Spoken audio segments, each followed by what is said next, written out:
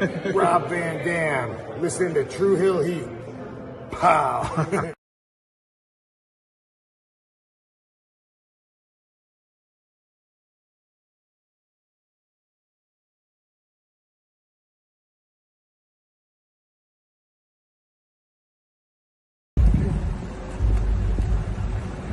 Yo, what up? You know what it is. It's your boy AJ Francis reporting to you live from New York City, the birthplace of hip-hop. And I'm telling you that I'm only tuned in with True Hill Heat Wrestling. Holla at me.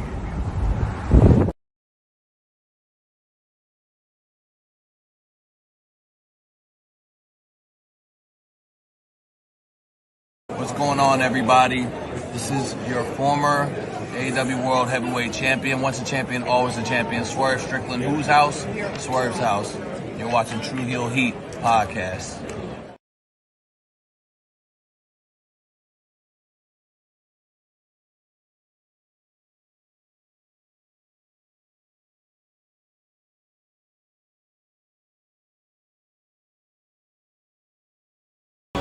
You already know what time it is, man. The young GOAT in the building. Make sure you tune in to True Hill Heat podcast.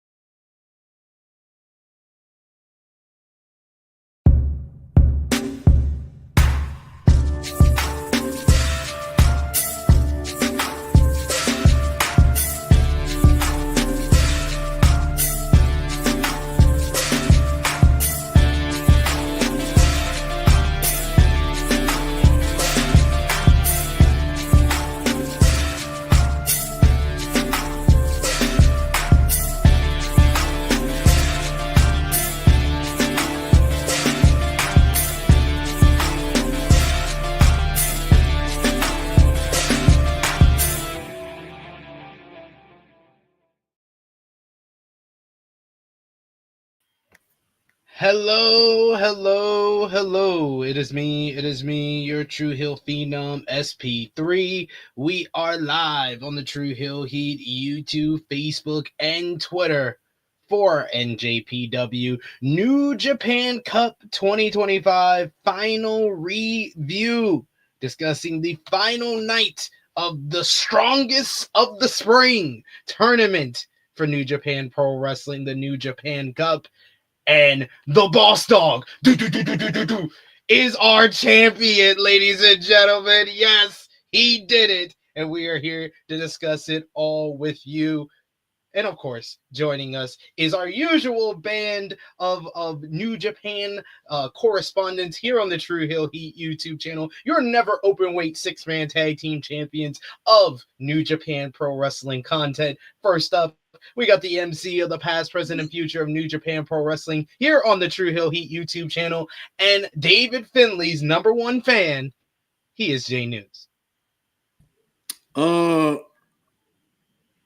I want to say hello to everybody out there. It's been a while. I I don't necessarily know how to feel. I've been trying to think about how to approach this entire thing. You win some, you lose some. This year I was not available for the New Japan Cup preview. I actually didn't have a bracket this year, so just to be fair. But I can't deny that the Boss Dog won. I can't deny that he won the NJ Cup. But what is it? The strongest of the spring. The strongest of the spring. Oh my God, the tagline! I have no idea what that's about. But anyways, I want to say that I always like to give credit where credit is due, and I will be fair. But that does not necessarily mean that I have to be bipartisan. My hate is real at the end of the day, and it is going nowhere. His run, if he gets to where he wants to get to as IWGP World Heavyweight Champion, will be worse than Sonata's. Oh, this is ridiculous. Well, I mean, I don't hate on Sonata's reign, but like considering I know how SP3 feels, but I know you're using that as a dig. Yeah. I mean, it wasn't a good reign, Sonata. You can like Sonata all you want, but it wasn't a good reign. Sonata slander. We take what we take Bullet Club slander from it, but not just Five Guys. No, Jay News is the number one Sonata fan here, and he has accepted it was not a good run. He's using that so you can understand his feelings. Yes. It is one of those things where I have to accept it because it happened, right? But one thing I must say, and I can't necessarily forgive him for this because it rubbed me the wrong way, like how he downplayed his dad during post-show comments. Boy, he could probably whoop your ass today. Like, what are you talking about? I was like, what? Look, man, I get it. You're the boss dog. You're supposed to be the Savage King. Understandable, man. But that old man still got hands. Yeah, but he can't be like the Savage King and then be like, oh, my dad, I love. No, you know what? He's just great. Because he doesn't fit with that. No. That's not a savage. That's not a savage. No, that's not savage enough. That's not. Come on, man. It's just. I thought it was a bit much, but at the end of the day, I thought the New Japan Cup was strong overall.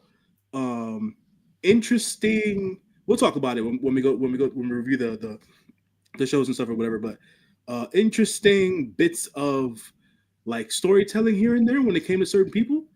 I don't necessarily know what's happening with the United Empire per se.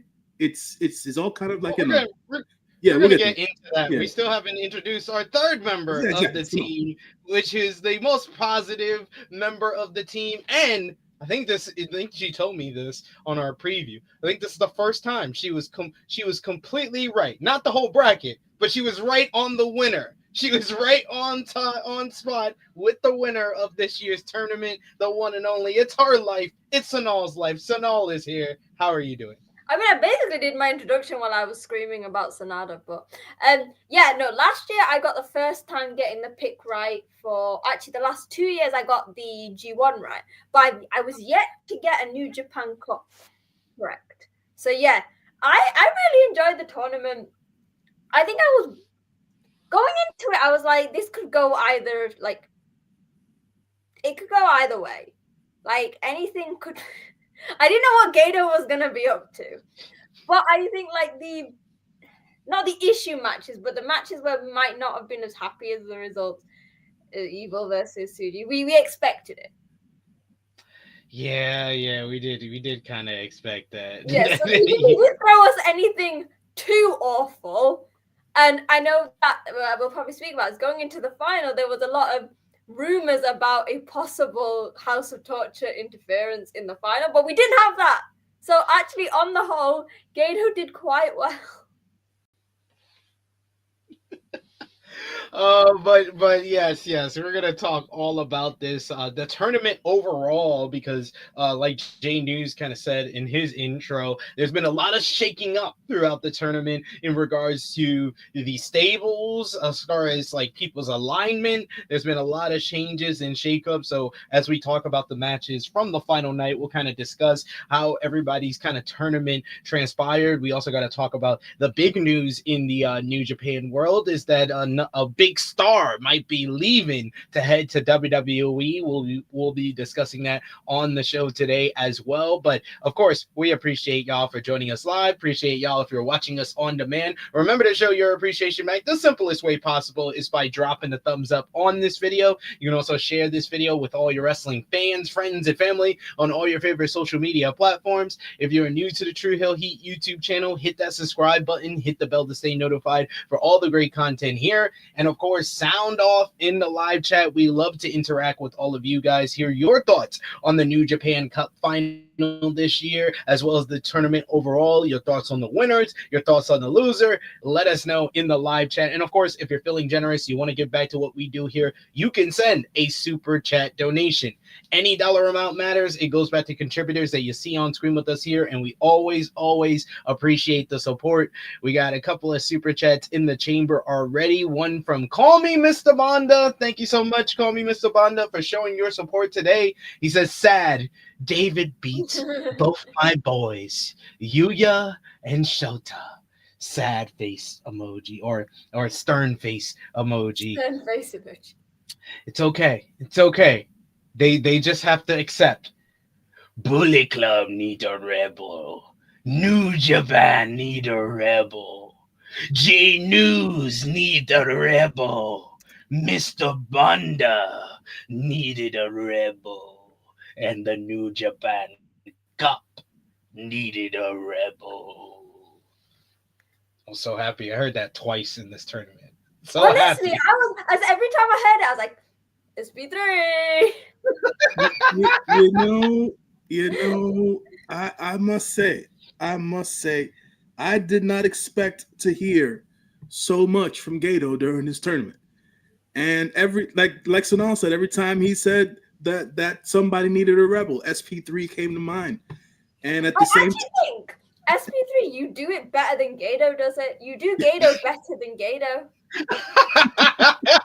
That is probably the biggest stamp of approval that I've gotten for my Gato impression. I appreciate you for that.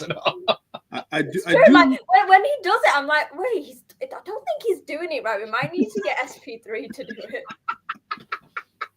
I do want to say I was a little scared about with Gato during this tournament, right? As Sonal intimated before, when Shooter won his match and he came out with the bald look and everything in between, shouts to Shingo Takagi for doing exactly what he needed to do. Because my first impression when I saw New Shota was Jinsei Shinsaki, aka Hakushi. That was my first. All he needed was the kanji. He just needed the kanji over him. That's all he needed, really. That was like, but he didn't. The moveset wasn't the same, and I was like, this kid. Dude, I was like, he cut out a lot of stuff that he needed to cut out from his moveset. But why are you moving so slower? It was. Oh my god, his run in the tournament. I was like, oh man, this might be the worst New Japan Cup final of all time. But another stamp of approval for the boss dog. He gave us the best Shota Umino matchup since last year's G1. See, can we all agree with that? I don't think he was that bad. I don't think he was that bad. No. No. What match was great? What match in this tournament I'm not saying he was great. But the only one that was great was against David Finlay. He had a mid Shingo Takagi match. It was not a great Shingo Takagi match, and we expect great from Shingo Takagi in tournament. It was a mid Shingo Takagi match. He gave us a pretty good matchup with Jeff Cobb, and then the Great Okan match was the worst main event of this entire tournament. But who do you put that on? You put that on Shooter? We can't put that on Shooter no more, because man. his moveset was not good. Right, I put it more. I gave most of the honor of that being bad was Great O'Khan because he dominated like pretty much 75% of that matchup. But Shooter, when he went on offense, wasn't that much better. I mean, so I'm going to say that this is a spoiler for my video next week. I discussed the whole show to discourse online. I think the people are just being extremely harsh because you said right. He had mid matches. He didn't have. There were so many people in that tournament who had just like okay matches, and like it's not like he was main event. Do you know what I mean? He main evented obviously with Oka, but I just feel like this is coming back. This is everything too harsh on Shota. Okay, I feel like. Do you know what I mean? You're like, oh, these movesets. I personally am like, if you guys know, if you watch my Wrestle Kingdom review, I had a very different take on the Zack and Shota main event compared to everyone else. Obviously, maybe it was because I was there in person, and to me, it was actually a great match. But I just feel like the Shota, hey, it hurts my heart. It's like it's painful because I think you're being really harsh, SP3. I'm not, but y'all didn't say I was wrong with anything I just said. He had a I mid. don't think anything was wrong with him in the ring. I don't think that anything was worse than what he's been. Do you know what I mean? I don't think he was slower to me. It felt he was fine. I thought he was fine. I didn't think he was bad. I thought he was fine. I'm not saying he was out here doing 2016 Okada shit. I'm not talking about that. You know what I'm saying? He was fine. He wasn't as bad as he has been. This is an improvement. Yes, it's not stark, but it's an improvement. That's the thing. Like you I don't know what you're like leveling him up against. I think like Shota, we've said that Shota, it's been like a very long journey, and he's still carrying on that journey. Personally, for me, I think this was one of his he's really grown. He's trying new things, and I think to like write him off I just think it's a bit mean. Like in that tournament, you had some people that just shouldn't have been there, and I think it's the thing when it comes to that Shota Okan. We love Okan, obviously, but his match with Naito for the title, and then this, you've got to think, or maybe it's not the opponent. Bless him, I love him, but maybe it's Okan. I love Okan, the character, but the wrestler, man, he's starting to fail me. Right. He's starting to fail me. Fair. That's fair. That's fair. That's what I said. I give Okan most of the credit for that being the worst main event of the tournament. But man, I didn't go as far as J News. See, people calling you out in the chat. We got Vala B. Thank you so much for the super chat donation saying, boo, brother. That's low as fuck. We also got Vala B followed it up and said, wishing for shit runs hurt the company. Exactly. What are you wishing for? I'm wishing for David Finlay to have a shit run. At the end of the day, if the rest of the roster makes up for the shit run, you will be fine. You will be fine. You're wishing for the Goto Revolution to continue. As a matter of fact, that's exactly what I'm wishing for. The Goto Revolution to continue. I don't want a shit run by the boss dog. What do I want from that? Oh, god damn. Jesus Christ. Oh. I'm just saying though. Like I agree with Yusuf here. Yusuf says, Sonal, your opinion on being too harsh on Shota is plain wrong. Right, we are not harsh enough. He's had 3 years to grow. How is Yoda Tsuji is came back and he came with a whole new persona, whole new personality, and then he's grown since then in the last 2 years. Gabe Kidd is the hottest star in New Japan. David Finlay, even from last year to this year, has improved greatly. Yuya Uemura, he's on a great path. Shota Umino is bringing up the rear. That's why people are harsh on him. Yes. She felt a certain way about me going on. Well, here's my take on it. Yusuf, maybe don't watch my video next week that's coming out. So I'll say this: we're harsh on Shooter, or the fan base is harsh on Shooter. I've been harsh on Shooter, but I think people fail to realize that I think that of the new generation, we're probably harshest on Ren Narita. And yet again, it did take Gabe to get the best match we've seen out of Ren Narita in this tournament. Exactly. So we needed War Dogs to get the best matches out of Shooter and Ren Narita. The War Dogs is I where don't it's at. even put Shota. I don't even put Red Narita in this new generation. I feel like he's just doing his own thing. That's messed up. That's messed up.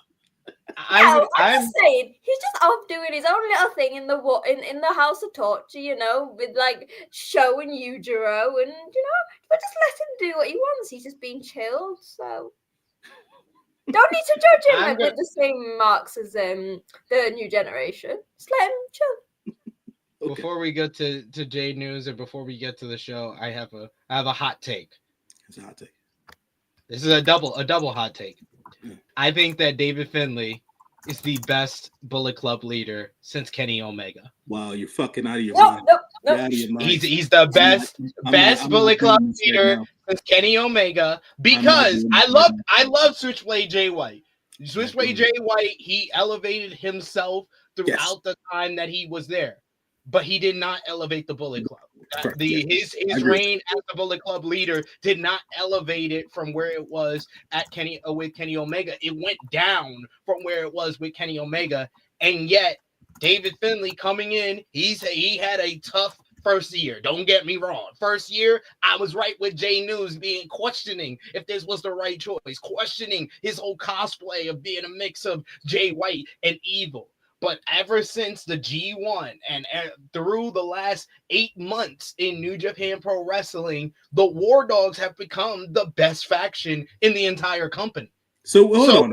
Wait. So yeah, we could give all the credit to your game kids. Drilla Maloney going to the heavyweight division is all fine and good, but you have to start with the leader. Has the leader propped it up? Has the leader improved along the way as well? Yes, he has. And thus, with his rise, has risen the entire faction, unlike what we saw from Jay White. I'm gonna let you have that, man. I ain't got nothing to say. I ain't got nothing to say. What do you think about that hot take? I know you're a Jay White fan, but we gotta be real. What I know you don't like when people are too harsh, but let's be real. He never elevated the Bullet Club. Right, so I'm coming obviously from this as obviously a Jay White fan, but also a massive David Finlay fan. I've been a David Finlay fan since 2018.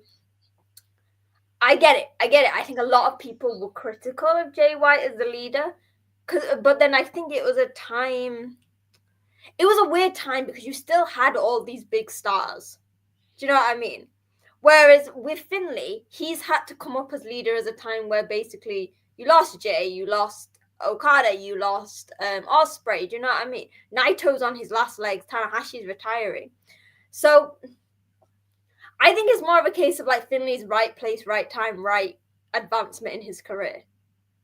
And also the whole thing is House of Torture. By having that, he automatically looks amazing compared to like Evil. And remember, what was one of my big criticisms of him as the leader? I was like, you still got this stench on your resume because you still had House of Torture, a part of the Bullet Club. I think that's also where this take comes from, is that we've had the separation of the House of Torture and the War Dogs. Thus, he's become the best leader to me since Kenny Omega. That's the thing. It's all about like the context of like how Finlay is doing it. Do you know what I mean? And Genesis, yes, exactly. I remember Jay White tried to convince me to buy that shirt once, and I said, no, I'm not walking around with a shirt that says Knife Burger on it. But no, I genuinely think it's all a case of like where you are at the time. Do you know what I mean? Like, especially now, because you're saying, War Dogs is one of the greatest factions, like, at the moment. It's because obviously they're the best faction in New Japan. Because the faction system is very much flawed at the moment. There's 3 factions. You ain't got much choice. No, there's more than 3. I counted it during the show. I was like, are you counting? Now there's Hontai is a just whole 33 thing guys. It's just 33 guys. Just 4 guys doesn't count, man. Just 4 guys is outside now. No, that's what I said. It's Hontai, it's War Dogs, it's House of Torture, it's Los Ingobernables de Japón, United Empire, and TMDK. There's 6 factions. Wait, is that counting just 4 guys as separate? No. No, I counted everybody in Hontai. 33, Hontai is one big faction now. Yeah, but obviously the factions are in like a bit of because like I think we'll mention and Jay News picked on it. We don't know what's going on with United Empire at this point. It just seems so it's cloudy over there right now. They're flipping and flopping between like half the faction is faces, half the faction is heels. Like what's going? It's a I don't know what's going on over there. The worst thing is actually there seemed to be at the start of this cup there seemed to be some potential, and we saw that throughout. But then for the last few shows, that just chucked everything out of the window, especially the television title match. I was like, okay, that's just changed everything that I thought was happening. It's weird, man. It's weird. It's weird.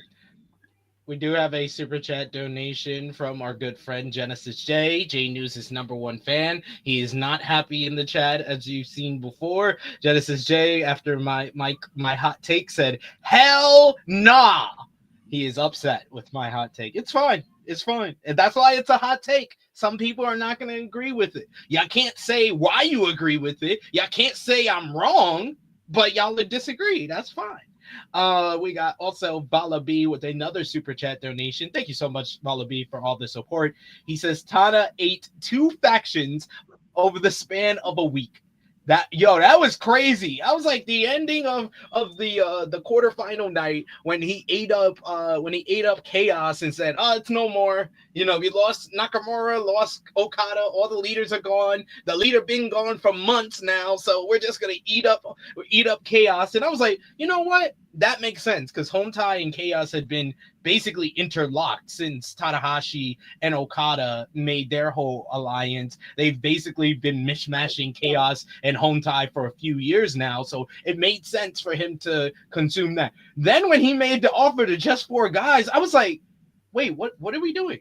What are we doing? Are we giving up on just 4 guys? It was a massive consolidation. I don't necessarily understand it all, but I guess the baby faces, quote unquote, in New Japan need all the bodies and help that they can get to overtake the likes of House of Torture. And if you want to put the War Dogs in there, I guess you could put the War Dogs in there. LIJ's neutral, and like I said, United Empire split at this point, so I don't necessarily know what's going on there. United Empire is United Empire. They're good. But it's weird because like Jane was saying. So I think babyface end, you've got like Akira, like full on babyface. After the final at the heel end, I guess you've got TJP and Okada. Yeah. Mm-hmm. In the middle is Jeff Cobb and Callum Newman, who they're not afraid to be bad. Like they'll be heels against LIJ. Don't forget about the JAY. The JAY. Our young lion.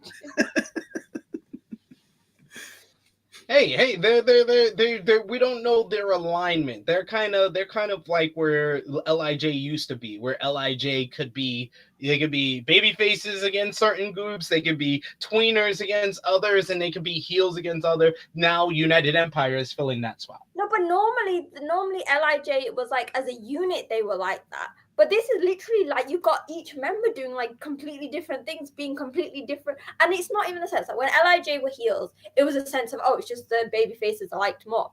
The ending of the television championship match, that was just heel. Yeah.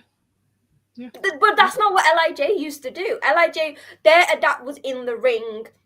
Naito used to attack people all the time after matches. But not like this way. I just like I feel like with Jane is like there's no real cohesion going on with the United Empire, and it's confusing the shit out of me.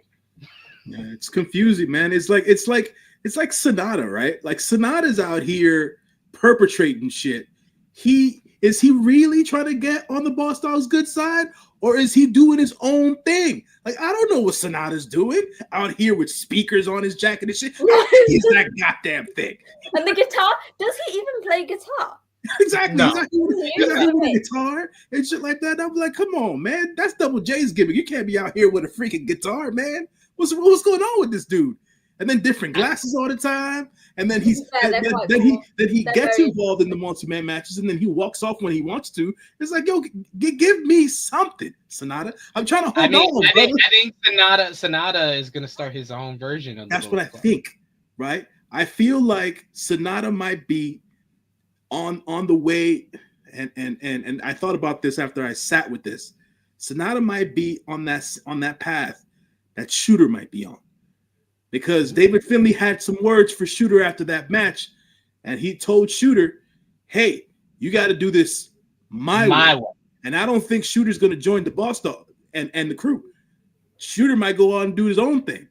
Who else, Janies, would you then put if in a faction like with? I guess were you like him playing Shota and Sonata? Youngblood. Yeah. Put Youngblood. Make a group of disgruntled former Young Lions that want to take down Hontai, because Hontai freaking let Shooter go out into the cold. They had a whole big reunion with Chaos. Who was the only person not there? Shota Umino. They made him do squats outside like he was in the dojo again. This poor young man. Yeah, I think that. So I think somebody's going to split from their faction. I think some of the maybe one of the United Empire guys, maybe one of the younger guys. I can see splitting off or whatever the case is. I don't feel like Shooter's going to join the War Dogs because he's not war ready. He's just not war ready. So he's not. I would be okay with it because it would then facilitate one of the other stories that we've wanted, which is Gabe eventually going against David Finlay. Because if Finlay brings in Shota Umino, Gabe Kidd is not going to be happy. I feel you, but it has to be what. So right now we're in a world where Gabe Kidd feels like David Finlay is his brother. Right, popping bottles, champagne spraying, everything else, supporting David. Right? Coming out with the Yankee fitted, like he from where we from. Let's go. So I'm there, like, okay, Gabe's playing the supportive, member, the underling, but and I'll say this is my hot take. Gabe's been the real driving force of the War Dogs for months now. He's been the real leader. Don't roll your eyes, SP3. He's a fucking madman. So for that within itself, and mind you, Gabe is the biggest baby face on New Japan Pro Wrestling right now. Let's be real about it. He's the biggest baby face on New Japan Pro Wrestling right now. And he's not Hontai Jace. Gabe's got to do his own thing. Do I want to see that storyline you're talking about? I do. But we still have to splinter off Shooter into some place, because NJPW is this faction warfare place. So I don't know, man. I don't know, man. It's a little confusing, and it's okay. It's okay that I don't necessarily know what the future is going to hold, but I'm expecting the majority of the younger generation and the roster to hold up NJPW just in case we get a bad heavyweight championship run in the future. You know what I'm saying? We're going to get a great one. We got Goto has been a great short-term champion, but it's time for the Boss Dog era. We got another super chat donation here from Nicky Boy, Negro Buck Nick Jackson. Thank you so much. Kind of echoing or repeating what J News said. He says, should have been the fucking madman. Hashtag not my rebel leader. Hashtag Gabe Kidd war ready. Y'all need to just accept this. I feel all this hatred coming from Nicky Boy. Feel all this hatred coming from J News. Why y'all can't accept? Y'all can't evolve. I was on the same page with y'all 2 years ago. 2 years ago when David Finlay wasn't ready for this role, but he's grown over the last 2 years, especially in the G1 into the end of last year into this year. He stepped in to the Tokyo Dome. Who was the only guy who had back-to-back great matches at the Tokyo Dome? David Finlay. Not Zack Sabre Jr., no matter what Sonal says. Not Zack Sabre Jr. I had the best matches. I had the best matches at the Tokyo Dome. I don't know what you're talking about. Yeah, it was all. I'll take the Boss Dog. I'll take the Boss Dog versus Yoda Tsuji. I'll take the Boss Dog power bombing Brody King. I'll take that. He was the only one who had 2 back-to-back great matches in the Dome and during Wrestle Kingdom weekend this year. He was the only man who made it through the entire New Japan Cup and is the strongest of the spring. And he's the only man that can make Goto's kids cry once again when he takes Daddy's belt. So what you're saying is that what I'm saying is Boss Dog. So what you're saying is that the rebel, which is a necessity in a revolution, right, is going to continue this said revolution, right? Because we're on a specific part of the revolution now. We're that's spearheaded by Goto, and you're saying that the rebel is going to continue his own version of the revolution. Is that what you're saying?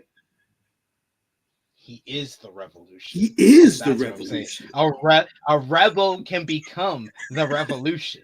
And that's what the boss dog, the rebel, that's what the savage savior, the savage king is doing, ladies and gentlemen. Okay. All right. Okay. Fair enough. Fair enough. Savage generation. We got another super chat donation here from Genesis J. We haven't even gotten to the review yet. You guys are awesome. Genesis J says, J News, my dog for real, preaching. Prayer hands emoji, prayer hands emoji. He appreciates you hating, not preaching, hating. Yeah, man. I think we're all apart. I think David Finlay and I have a lot in common, man. We both hate for no reason. So this is true. Hate wins in the end. Hate always finds a way. That is great. He's like, I'm just listening to him. He said hate always finds a way. I'm finding a way to hate. Oh man. Too funny. We also got Nicky Boy Negro Bug who says, because he doesn't move me, SP3. I don't know what to tell you, brother. Shrug emoji. You ain't watching, brother. You ain't watching. You ain't see what he did. He gave Shota Umino his best match in over a year. This man hasn't had a great match since the G1. He been out here getting booed out the building, having 40-minute slogs with one of the best wrestlers in the world. Claudio Castagnoli can't even drag him to a great match. Get his head shaved, looking like Hakuchi out here in these tweets. Oh man, he doesn't move me. You ain't see his entrance in the Tokyo Dome? Boss dog. Come on. Pissing me off right now. Yes, I agree with Bala B. Basically. All right, let's get into the review. that was honestly, that took a turn. I was like, let him get it off his chest. Let's just get it off his chest. Upsetting me out here. Upsetting me. How dare you? Oh, he doesn't move me. You ain't watching then. You not been watching since the G1. This man has turned a new leaf. Turned a page in his life. Finlay was good in WCW, but he took a turn when he cut that goddamn mullet off, and he became one of the best in the game in WCW, then into WWE. So they can't always be good from the beginning. You got to grow into your spot. But let's talk about very quickly. We had a pre-show matchup before the official show. The final went down. Where we had. It was a tag team matchup of Tomohiro Ishii and Toru Yano, the former members of Chaos, teaming up here as they face Yoshihashi, another former member of Chaos, and Morishima. This was a pretty good tag team matchup. A lot of good sequences between Ishii and Yoshihashi before, in the end, it was Tomohiro Ishii who locked on the Young Lion Special, the Boston Crab, to get the tap-out victory for Ishii and Yano to pick up the victory here. Decent enough matchup. I gave it 2.5 stars, but nothing to write home about. Did either one of you watch the kickoff matchup? What did you think, Sonal? I like it. I always like how when it comes to Ishii, he doesn't give a shit about factions. He's like, yeah, Yoshihashi, we've been brothers for years. We do really cute talk shows and stuff, but when we get in the ring, I'm going to beat the shit out of him. Can I just say, the moment yesterday when I saw Tomohiro Ishii give a handshake and a hug to Tai Chi was a moment in time for me. Uh-huh. It was a moment in time for me, man. For guys who are not OG New Japan guys. These are all Japan guys from the start. They were trained by certain people, and they've never been on the same faction before. And for them to stand there, and I'm like, we we crossed the bridge, man. Like, how did we get here in 2025? You know what you mentioned that, J News. It's not even that. It was Taka. Like, even in the post, so obviously when this all was going down on Instagram and Twitter, he was just like, this is very confusing. And then even when it was all accepted, and obviously, because Taka is legend, and obviously, like, Tanahashi refers to Taka as Taka-san. And, like, even after the post-match comments, which we'll probably speak about, and you could see Taka's, and even Taichi was like, Taka, this is confusing, right? Because it's Taka. Like, even with Taichi, like, Kojima-gun, then Suzuki-gun is like, now he's with what? Yeah, it was because he was hesitant. He was also reluctant to shake Tanahashi's hand while he was on the floor. Was Taka the legend? We cannot say legend without Taka Michinoku. At the end of the day, he helped revolutionize Super Junior wrestling in the 90s. For God's sake, so we can't take that away from him. Yeah, it was such a weird thing, but that moment, the Taichi Ishii thing, I just wanted to bring that up. I was like, man, we got here in 2025. Like, how damn, like, how did we get here? Always brought out the best in each other. Yes, like, because I think I always say you have like different things, but you have that like class of the guys who suit never, and like you've got Taichi, Ishii, Shingo, and things like that, and it's like the feud that these two have had over like the past few years. To see the handshake, I was like, satisfying in so many ways. That's what you call evolution, SP3. That's how you evolve as people, as human beings, as characters. That's how you evolve. Yeah, I know. I just watched David Finlay. I learned what evolution is like. I've seen it perfectly how evolution works. And Nikki boy, I'm not saying you haven't been watching. I'm saying you're not watching the right way. If you don't see the evolution of David Finlay. He says, I've been watching, but okay, just my opinion. It's fine. You can have your opinion. I all respect opinions out here. But I also could say one opinion is wrong and mine is right. I respect your very wrong opinion. That's what. Yeah, I respect your flawed opinion. I respect it. We got a super chat donation from Call Me Mr. Banda. Thank you so much, Call Me Mr. Banda. You guys are killing it today. We appreciate all the support. He says, hey, SP, could you invite Tempest to one of those NJPW reviews? I love to hear more of his thoughts on Peruso as well. We got a eyeglass emoji, prayer hands emoji, and a heart emoji. I will make the call to good brother Tempest. I do know that he does watch some New Japan stuff on occasion when he has time between his hard work schedule. So I will make the call, see when he can join us. Maybe a Dominion or something like that. One of the big shows. We'll try to call the big shot that is Tempest over there doing great work with Wrestle Talk. But you know what? Since we're asking for people to come on the New Japan Review Show, SP3, okay. I'm going to go out of my way to do this because I saw some love shared between her and Sonal on the internets within the last couple of weeks. Because you are the bridge, you are the conduit for True Heel Heat. If you would bring on the lovely lyric one of these days, for a New Japan Review Show, I would.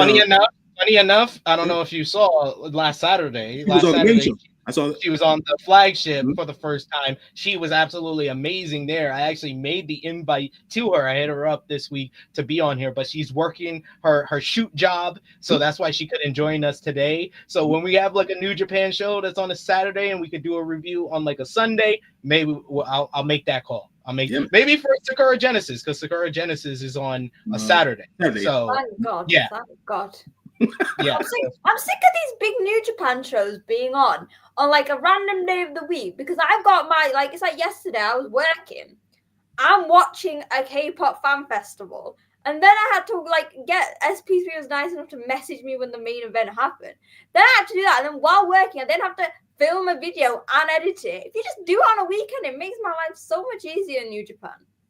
Now they go by their own schedule. You know what I'm saying?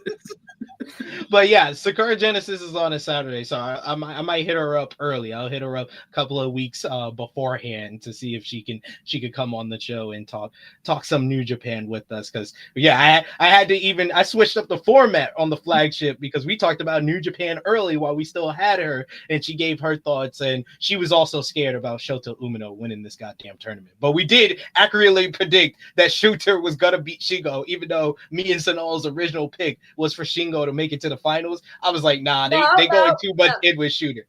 I had Jeff. Oh no, you had Jeff Cobb. You had Jeff Cobb. Yeah. Goddamn, I was so honest. I had everything hope. I was like, come on, Jeff, do it for me, Jeff, and then he didn't do it. So, quick bit, because we were talking about the pre-show match. I would like to say that it seems that during this New Japan Cup tour, that I don't know how everyone wants to say his name, Murashima. I don't know how we're saying his name nowadays. Probably more Murashima if you go by like the Japanese alphabet. He was the spotlighted young lion during the New Japan Cup, and that was cool. I like the hard exchange between him and Ishii during this pre-show match, showing a little bit more life in this. Maybe he'll be a BMFer in his future. We shall see. But he's been spotlighted this New Japan Cup, and I can appreciate that. Not so much Daiki Nagai as we've been getting trounced with him over the last couple of months. And I think Yasuda still get over injury or whatever the case is. So always want to spotlight the young lions and stuff like that, because those guys, we're going to be seeing them in the future and whatnot. So it's good to get to know them early. So. I wonder, we obviously say Murashima in this one. Now, I like thinking about like their physiques and stuff. Do you think that Nagai could be spotlighted in Best of Super Junior? Because I don't know, when I see him, he gives off more junior heavyweight vibes.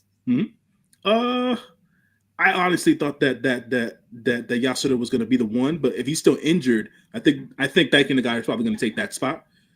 So yeah, I can see it. I can definitely see it.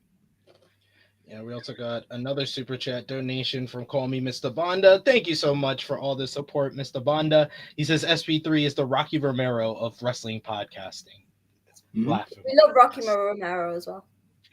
Yes, I respect that. I appreciate that. And Power Driver Finisher saying SP3 is the Speedball of wrestling podcasts. I also appreciate that because I'm a huge Speedball Mike Bailey fan. Check out my interview that dropped yesterday, I think, on SI's YouTube channel with Speedball. But let's get into the main card at the New Japan Cup 2025 final. You had the opening matchup was ELP El Phantasmo with his NJPW World Television Championship Open Challenge.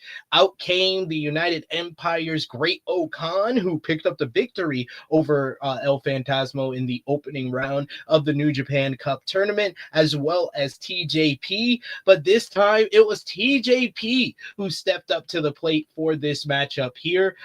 This was a nice kind of even matchup throughout the early going, especially starting off with the head scissor hold. Phantasmo had immediate control of things. TJP sent him to the mat with a DDT from the second rope. After sneaking a comeback, Phantasmo attempted a moonsault from the ropes but couldn't put TJP away.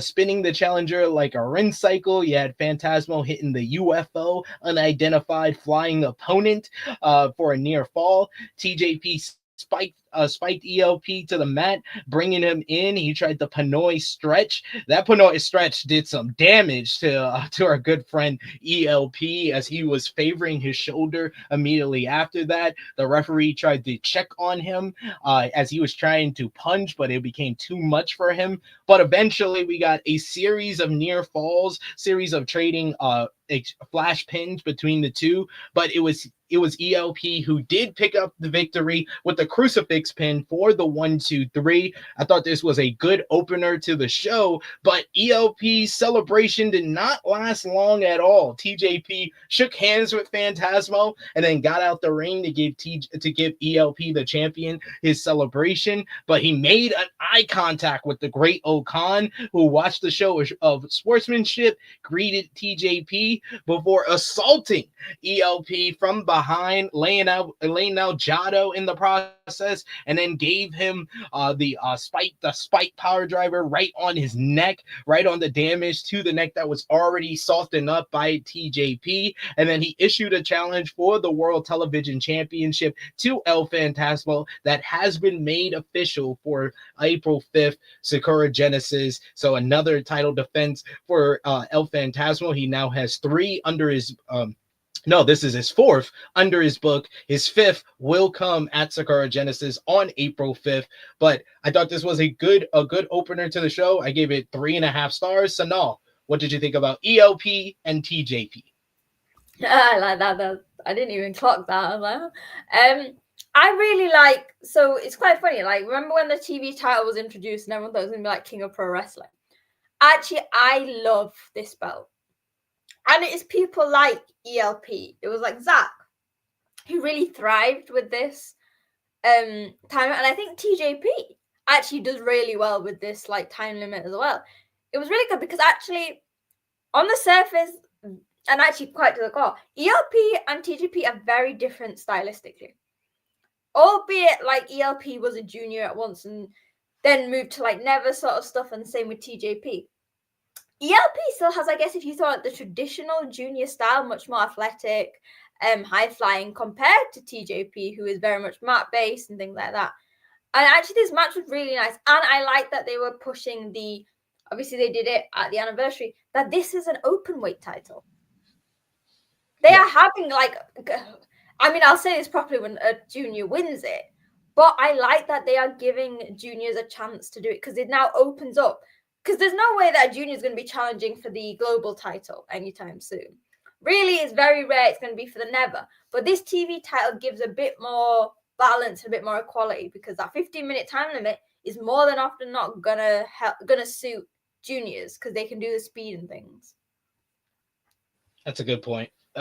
Yeah, but we're gonna need a junior to win it before we officially say like it's an open weight championship. And TJP has kind of been mixing it up where he's kind of like a never open weight guy now, where he goes from junior to heavyweight on occasion. Jay Knows, what did you think about ELP TJP? I thought it was solid, but yet again, it's the point that I brought up earlier and stuff like that, especially after during the post match, so to say, where I don't necessarily know where the United Empire is going. Like when having TJP and Okan heel off or whatever the case is, it's like I said, it's fine. But for me, I hate saying it, man. Love the man's personality, but the wrestling, the spots he's been put in lately, the great Okan that is, he has not taken the ball and ran with it, to say the least. So now that he's going to be put in this match against ELP, and ELP is one of the more popular foreign guys in New Japan and stuff like that, and he's been strong with the TV championship so far. I do see a world where they can make Okan champ, but I don't necessarily know if it's going to be a good way to go, if you understand what I'm saying. I think you keep it on ELP.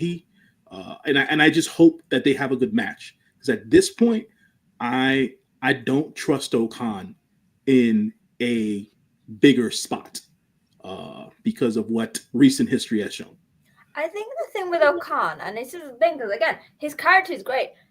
I hate to say this, because obviously I'm Team Oka. We love Oka since he was a young lion. Whether he works better as being more of a mouthpiece for the Empire, and he does like maybe tag stuff. But like you said, Jay News, as a single star, he had that great, like that monumental win over Naito in the G1, and we're like, oh, there's potential. But after that, the singles matches he's been given are just not living. Who knows? This 15-minute time limit could be what we need, because maybe Okan suits those sort of ones.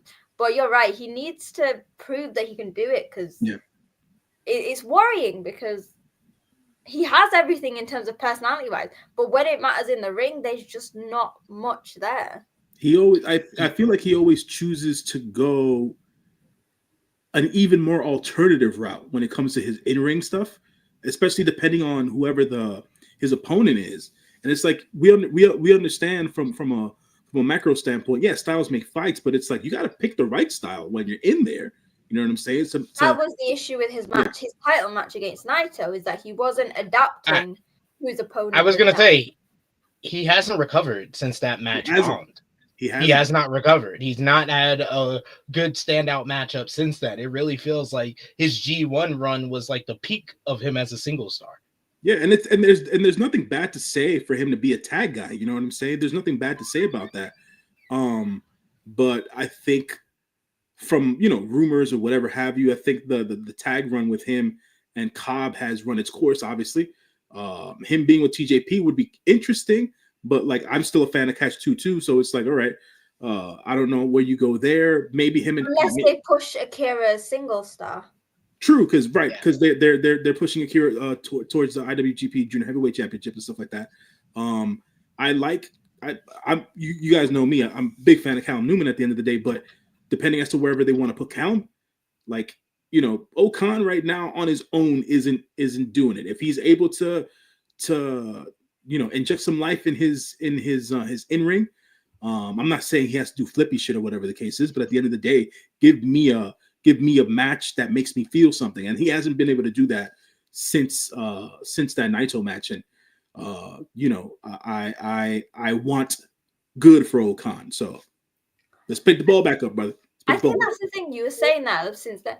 And before that, really, that's why I guess in one sense the King of Pro Wrestling title was good for Okan, because that's where he seemed to have a place where he could do random ass shit. But right, because he's a random ass person. Yeah. He's the guy who, whenever he does his post-match comments, decides to show us his ass because of all of the sponsors he's got. Like, that's where he thrived. And so while the King of Pro Wrestling title, people were happy to see it go, I think it impacted Okan the most. Because, like, obviously Yano had it. But with it gone, Yano is at the stage where he's sort of slowing down anyway. We've seen that. He wasn't in the G1, he wasn't in the New Japan Cup. Whereas Okan is he's in his, like, mid-30s, which I think, who was it? Was it Zach? No, it was Driller, who hilariously on commentary, because he was great on commentary, was saying, Zach's in his prime. He's like a prime steak, a vegan prime steak, as like when wrestlers get in their 30s, they actually get better. Mm-hmm. And that's what we should get from Okan, but we're not seeing it. Not yet. We got a super chat donation here from Vala B. Thank you so much, Vala B, for the support. He says almost every match had an extended post match that it did get me scared that they weren't confident of the main event. No, they were confident in the boss dog. Yeah, no, they needed to fill time. Not so much shooter. They needed to fill time at the end of the day. With all these goddamn tag matches and the extension of these storylines and things of that nature, or the creation of some, that needed to go into Security Genesis and all that stuff. So yeah. So second match on the card was another part of the Hiroshi Tanahashi Final Road series. This time he faced one of his career rivals, Satoshi Kojima. Kojima's strength let him get an early advantage in things. They were firing off the rapid fire chops, but Tanahashi earned it back by tying his opponent's leg in the ropes, drop kicking it a few times. A couple of those kicks to the knees, I was like, Tanahashi, you're not even trying. Those look like you're tapping his knee. Like, come on, put a little spurt, put a little, a little bit more power into those strikes. Come on. Kojima chopped the Ace's chest until it was sore. He followed up with a big elbow drop off the middle rope. Kojima laid out Tanahashi with the Koji cutter, but he fell back down as Tanahashi hit the sling blade. We got a stiff lariat from Kojima, laid out Tanahashi, giving him control once again until Tanahashi was able to make it to the top rope. He hits the high fly attack, which was the standing crossbody, and then he followed things up with the big high fly flow for the 1-2-3 to pick up the victory here. This was a short sprint, but a fun one. I think that Tanahashi, they've really kind of cut out a lot of his weaknesses, which is the longer matches, and kind of made his stuff 15 minutes or less. It's like the Tanahashi time limit for stuff. Like, you saw that where he had the great matchup with Goto at the anniversary show, and then you saw it here against Kojima. This was pretty fun for what it was. I give it 2 3/4 stars. Any thoughts here, J News, on Kojima and Tanahashi? Yeah, Koji's great, man. Even at his advanced age as well, because Koji's older than Tanahashi is. 52, 54, I would work it out. So, it's one of those things where, Koji's still going strong. He's still doing big things. He's currently MLW tag champs with Okamura and stuff like that. So, he's still strong out here. It's rough. I've said this before, and I think the sentiment is just not going to change. It's always rough for me to watch certain wrestlers age and things of that nature. So, watching Tana going down this road, obviously towards retirement and stuff like that. It's to celebrate him and stuff like that. But there's gonna be certain matches where I'm just like, I'm not gonna watch this for the sake of watching it.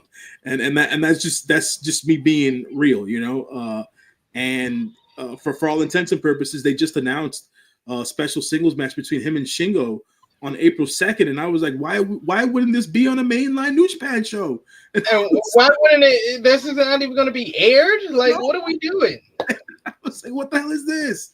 So it's like, all right, well, whatever, man. But we'll see how it goes. But decent enough match for what it was. Always good to see Koji back in New Japan and stuff like that. And we'll see as to how the rest of the year shapes out for Tanahashi going forward. Sonal, what's your thoughts? I was similar to think that this actually has worked well for Tana, in the sense that he's been given these small matches that it's like the greatest hits.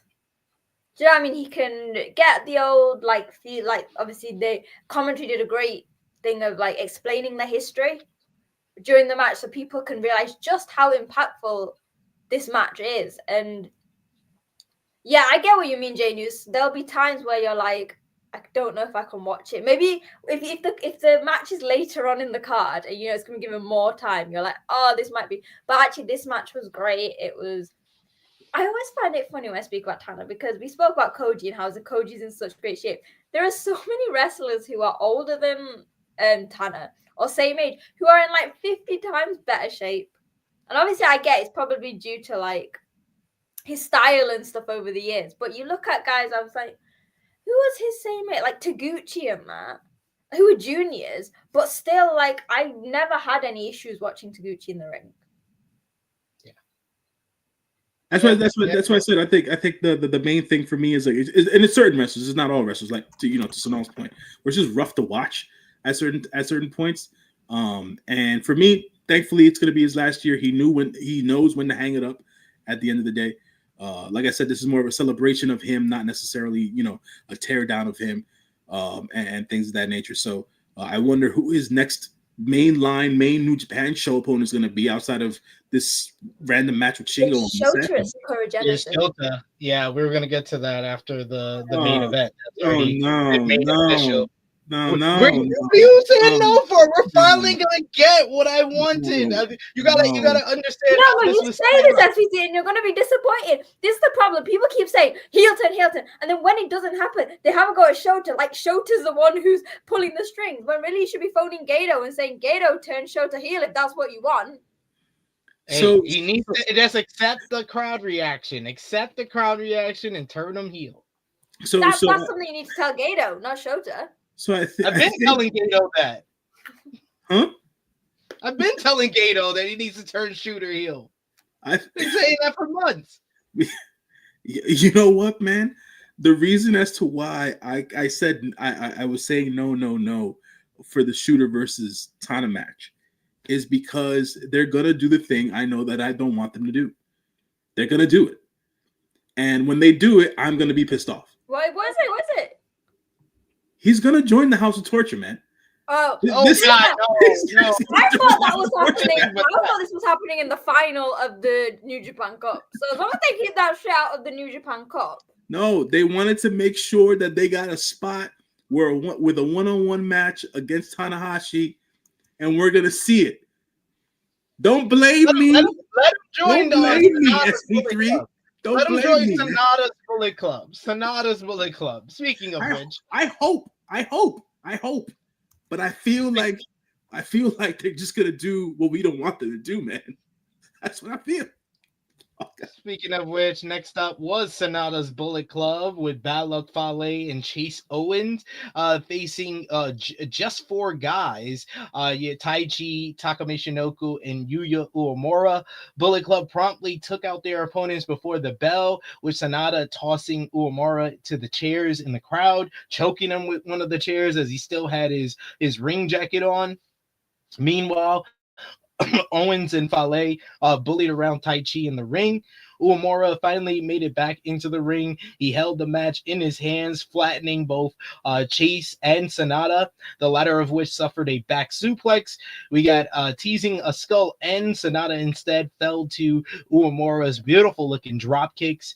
Michinoku then came in. He started running wild for a bit. He looked like he was about to pit Chase away with the Taka lock, with the Michinoku lock, but Chase was able to have a flurry in the end, hitting the big C trigger, and then finishing Taka off with the package power driver for the victory here. Post-match, though, the Bullet Club looked to continue their assault on just four guys.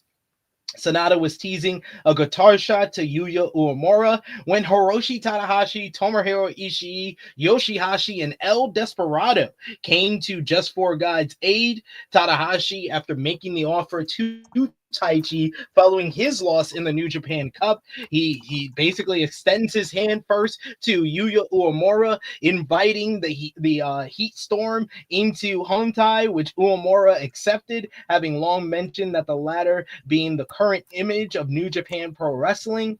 The Ace then shook hands with Taichi. Taichi and El Desperado had a little reunion during all of this. Then Tanahashi helped Takamishinoku to his feet and shook his hands as well.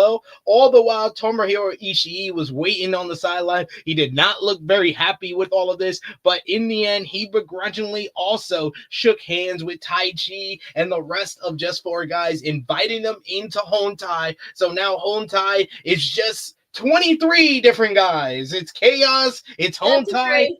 It's just four guys all in one, all the baby faces under the Hontai faction. Hiroshi Tanahashi basically accomplished his goal. He said one of his goals as president was to rebuild Hontai, and he's rebuilt it into a monstrous babyface faction now. So what did you think about this matchup, Sonal, and Just Four Guys merging, joining up with Hontai and merging the faction? No more Just Four Guys. You have to make those t-shirts that you got collector's items now. But what did you think? The match itself, I gave it about 2 stars, but the post-match I enjoyed. Just Four Guys with Hontai, it makes sense. Yeah, so if you guys didn't see on my social media, I made some merch for just 33 guys, because that's the total if you count the mainstays of the New Japan, Hontai, Chaos, and Just Four Guys. That's what I do with my time, guys. But I really enjoyed the post-match. The main match itself, like I said, can I just say it's so funny, Walker's reactions to Chase Owens in these matches. I just need to say it's really funny. But I really liked it. Jay News obviously alluded to it at the start of like seeing Ishii and Taichi like with that. Like you said, Ishii looked like he wasn't happy. It's like, to be fair, 99% of the time that's what Ishii looks like. That's his regular face. That's his happy face too. When he's happy, that's what he does. When he's excited, when he's sad. But I think it makes sense. Just at the moment, the faction is like faltering a bit because obviously Doki's not there and they've had such a rocky ride, and this is all in preparation for this huge battle I assume is going to happen before Tanahashi leaves against House of Torture, which again I'm going to bring up. It's quite interesting that Gabe's been bringing up this whole, because remember when Tana became president, he was like, I'm going to eradicate, and I like that Gabe was actually bringing into his post-match comments, so what the fuck is Tanahashi doing? He said he was going to deal with it. So I like to think that like collecting all these like factions, he's like going to create like a massive super faction just to bring House of Torture down. But it was really emotional. I loved seeing Taichi and Despy in the corner, like Suzuki-gun reunited. Yeah. They're back together and it feels so good. J News, what did you think about the match and Just Four Guys joining up with Hontai? The match was fine. I thought that the moment when when Tanahashi started shaking all their hands and things of that nature and whatnot, I was like, really? They're gonna dissolve just for guys too? And this is the newest faction in the freaking company. But they said they've not dissolved it. In the post-match comments, they were saying they're still going to work as just 4 guys. Like, that's what they discussed with Doki. They're still going to be just 4 guys as an entity. But it's just, they're just going to... It's for the greater good, James. For the greater good. I think with everything you were saying, Sonal, it just made it even more evident. They're going to do it, man. They're going to do it. They're going to put Shota Umino in the House of Torture. They're going to do it. I'm telling you now. Do I want it to happen? No, I don't want it to happen. But there needs to be a shift, right? Because he's getting all these different factions together on one side, but the House of Torture can't stay the same. They'll also need to grow. Because at this point, with all those members on the Hontai side, the House of Torture knows they're outnumbered. They need to keep on trying to get more people on their side. And I'm telling you, man. I'm telling you. Just bring back Jack Perry. Just bring back the scapegoat. No, man. No. Jack's on the slopes with his snow bunny. Can't be out here doing that shit, man.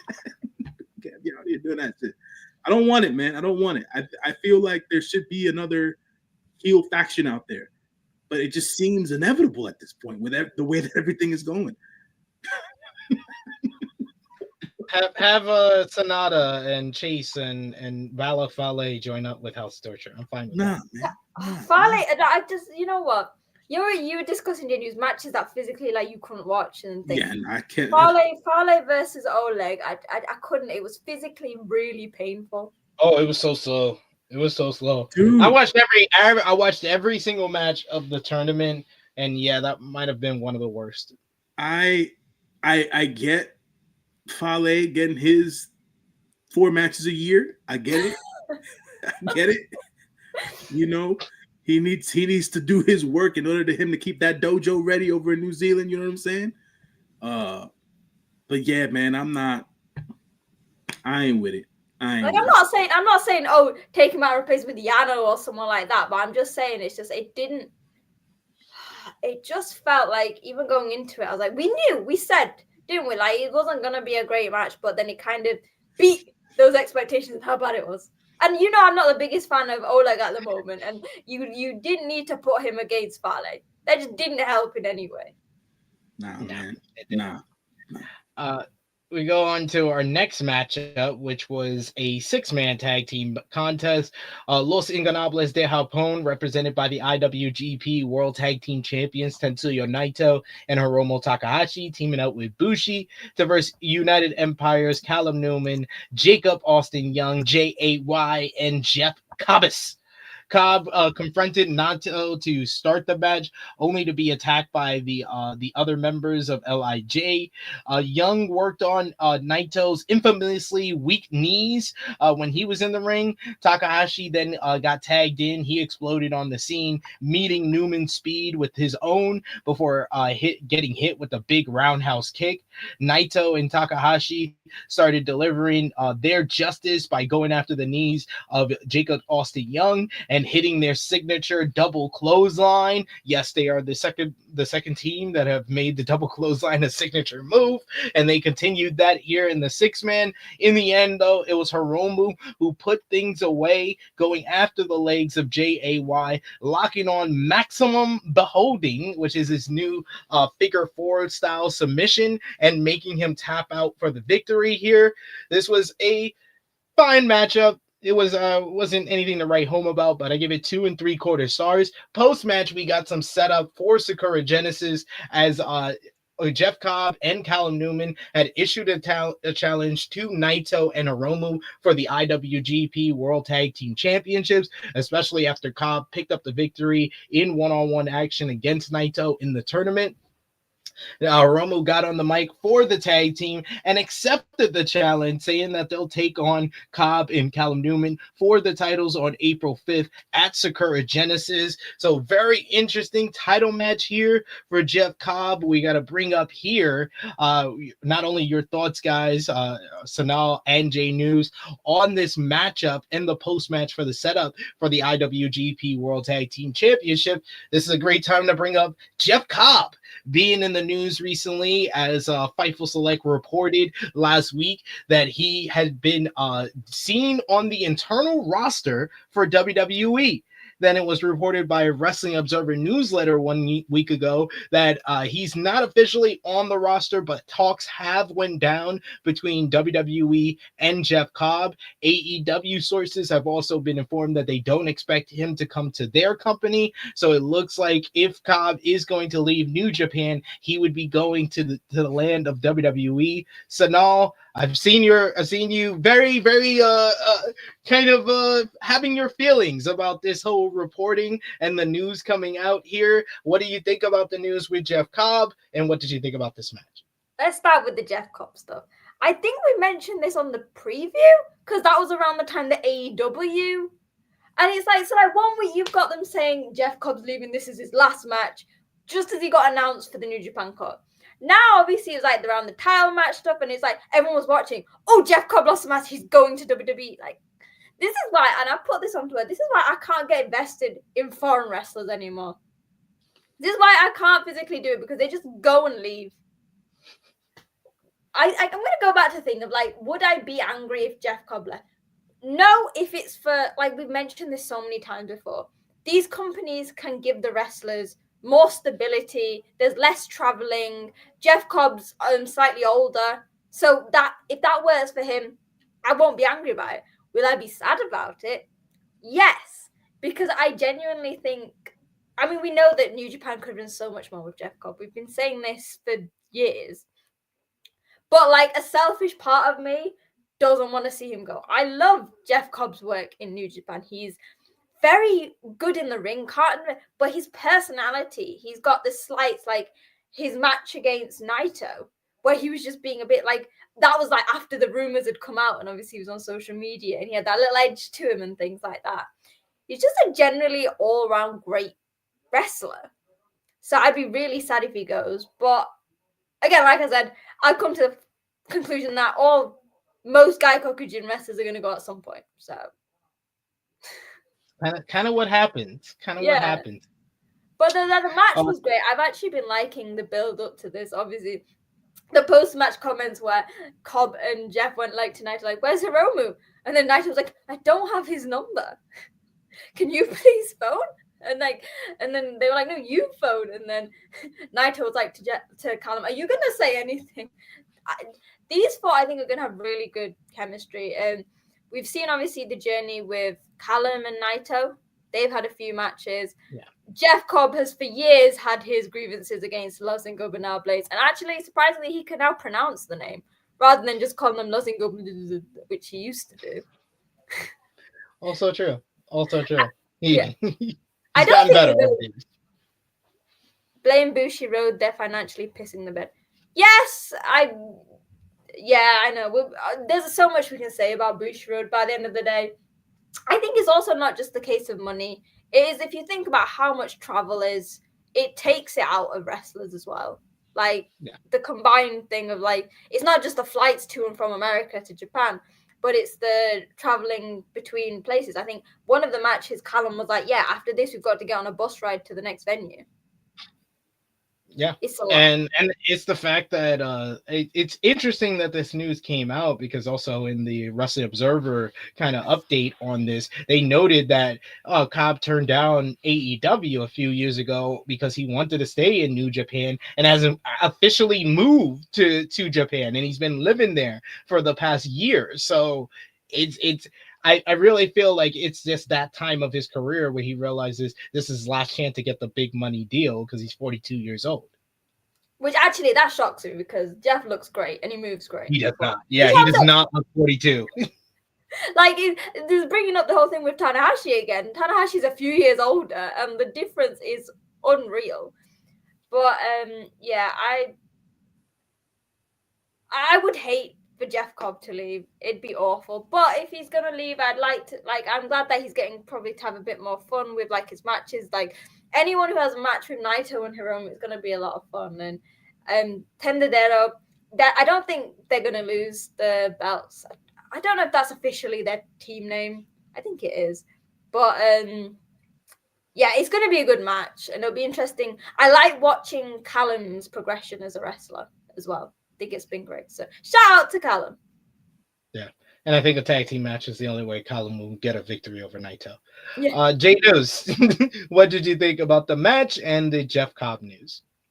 Let me address the match first. I think the match was fun, classic LIJ multi-match stuff, as I like to see. Good multi-match stuff from the United Empire. The unit of the JAY, the most dangerous man in the United Kingdom, in the United Empire there, along with Callum Newman and Jeff Cobb, was a very well-oiled machine. Good pairing of those three guys, the baby faces of the United Empire, if we're being quite honest.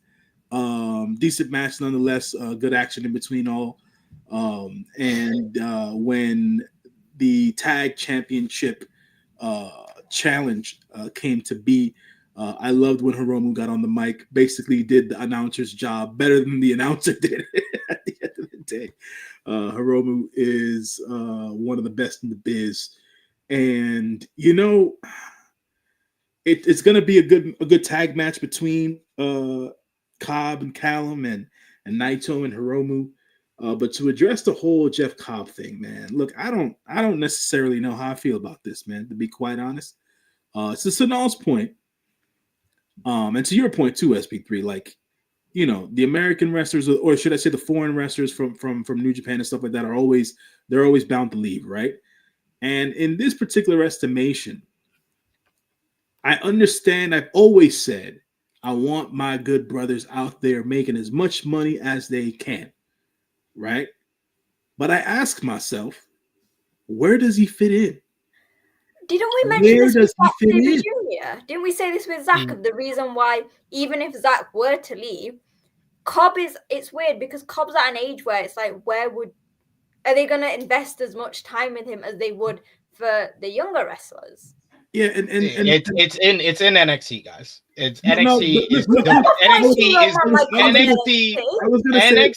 NXT is not NXT 2.0. Let's stop looking at NXT, because I feel like a lot of people that don't watch NXT right now are like, oh man, that's a downgrade for him. Why would he be a developmental? It's not developmental anymore. TNA is their developmental. Evolve is their developmental. WWE ID is their developmental. WWE LFG. They have 4 different things that are developmental. NXT is not that anymore. They are the 3rd brand again, and they need top men singles talent, because the likes of Trick Williams and Ethan Page are probably going to get called up to the main roster, and that's 2 main spots that need to be filled so he can work alongside your Obafemis and your Javon Evans and your Ricky Saints. He can fill that void and be a top star there. We're not getting mentioned in that. Are we not mentioning our homeboy Eddie Thought? He lost in like 4 minutes to Trick Williams. Yes. But yeah, Jeff Cobb can fill a void and be a main event talent, and I would love to see Jeff Cobb versus Obafemi. Sign me up for that, and he could be there for like the next year or 2 before he goes to the main roster, and then he's going to be a mid-card to upper mid-card guy, the likes of Bronson Reed. Yeah, you know what, man? I don't see it. I understand where you're coming from, SP3. You're the logic is there. The logic is there. I understand where you're coming from. But for all intents and purposes, for my money, because I've been watching Jeff Cobb for such a long time, it's like, if he eats a pin from the Don, I'm gonna riot. You understand what I'm saying? I'm gonna riot. Daniel's gonna storm WWE headquarters. And I love Tony D. You know what I'm saying? But if he eats a pin from the Don, I'm rioting, man. I'm rioting. If he gets beat by Sean Spears, I'm rioting. There's just no way. There's just no way, man. Jeff Cobb, look, man. Look. I don't know what to say. Jeff, you deserve all the accolades and the money in the world, brother. You deserve it, man. You deserve it. You deserve the bag. But I just don't know where he fits in, man. I also think, and this is, it's weird to say this because obviously we've been speaking about like money and stuff, but for me, like, I feel like certain guy caucasians, and even we don't know, obviously we've said this, we don't know what the Empire is doing with that babyface heel. Jeff Cobb is very much loved. He is like, he's not being put in like the big top positions, but But for a lot of fans, he is one of the most popular. Do you know what I mean? He stands out on the New Japan roster. Like, if you put a lineup of all the New Japan wrestlers back to back in like the normal clothes, you'll know who Jeff Cobb is. On the streets of Japan, I can imagine people like, oh my God, that's Jeff Cobb. And he's generally like, and this is no like, you're going to say, oh, Sonal, it's because you don't watch WWE and stuff. Like, I get it. It could come up as bias. But for me, like, I like to think that, like, these Gaikokujins, when they get the praise and the love, similarly with, like, Gabe Kidd, is that they feel that the Japanese crowds are appreciating them more than they'll probably get in WWE. Again, I'm not saying that this is, like, you're going to be like, oh, you're so biased. But for me, it's, like, the appreciation that these Japanese fans have for these wrestlers, to me, just seems like unlike anything else. And that's as someone who has been now, I've said, I've been to Japan, I've watched a Wrestle Kingdom. The reactions are so honest and sincere. Do you know what I mean? And I don't want. But this is a business. This ain't the adoration of the fans is the most important thing. I know. The most important thing in wrestling is getting paid. Yeah, obviously I'm saying this is like in an ideal world, and I said that this is just me coming from like a pure New Japan fan. And I've said this millions of times. If they want to go and get paid, I would love them to be in a place where they can go somewhere where they're going to be financially stable. It's just their selfish preferences, isn't it? I understand that. It's the same with like the Tongans. It's selfish, isn't it? It is okay. It is okay to be selfish as a wrestling fan. I totally get that. I'm always for the guys getting paid, and I want to see Jeff Cobb get paid because I will say, I do agree with that report that this is the last chance he can get paid at 42 years old. Exactly. You know, and for all intents and purposes, you know what I'm saying? As long as his body can hold up, you know, he's got probably another, I don't know, 3-5 years left in the tank. You know what I'm saying? He's in very good condition. He's a very good condition, but the body type doesn't hold up for long-term wrestling at the end of the day. And his style is very, because we've always praised Jeff Cobb for being like, he does these moonsaults and stuff. You think that must take a toll on one's body, even as like a junior heavyweight. If you notice now, a lot more juniors, they don't do high flying stuff like that anymore. It's going to be an interesting next couple of months, I would say, to see as to where he lands and how he's positioned, to be quite honest. So we'll see, man. He's going to be on Sakura Genesis in the IWGP Tag Team title matchup. He'll also be at Windy City Riot, so we'll see after that where he lands. But next up, we had more multi-man action with, in my eyes, the best faction feud going on in New Japan right now, which is the Bullet Club War Dogs versus the House of Torture. Bullet Club War Dogs here was represented by Drilla Maloney, Gabe Kidd, and Taiji Ishimori, who officially is a part of the War Dogs now, and they went up against House of Torture's Ren Narita, Sho, and Yujiro Takahashi. Ishimori twisted and cranked at the arm of Sho as the juniors went at it in the ring. Kidd pummeled Narita in the corner, sending him to the mat. They had the huge brawl to start off the matchup on the floor, with the House of Torture getting the advantage by using some chairs. But when they were back in the ring, you get Kidd sends Sho and Takahashi with big lariats, sends them down. Maloney unleashed a rage of forearms and chops to Sho, but he lost the momentum as House of Torture interrupted with a spear from Sho.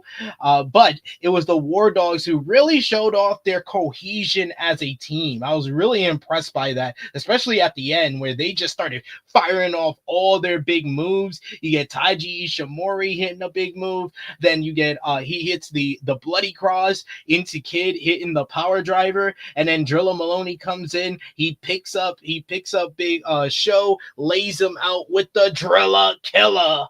And the 1, 2, 3, we get the victory for the Bullet Club War Dogs here. And then post-match, Maloney fake laughed at House of Torture, kicking the War Dogs out of the Bullet Club. They say that the War Dogs are the Bullet Club.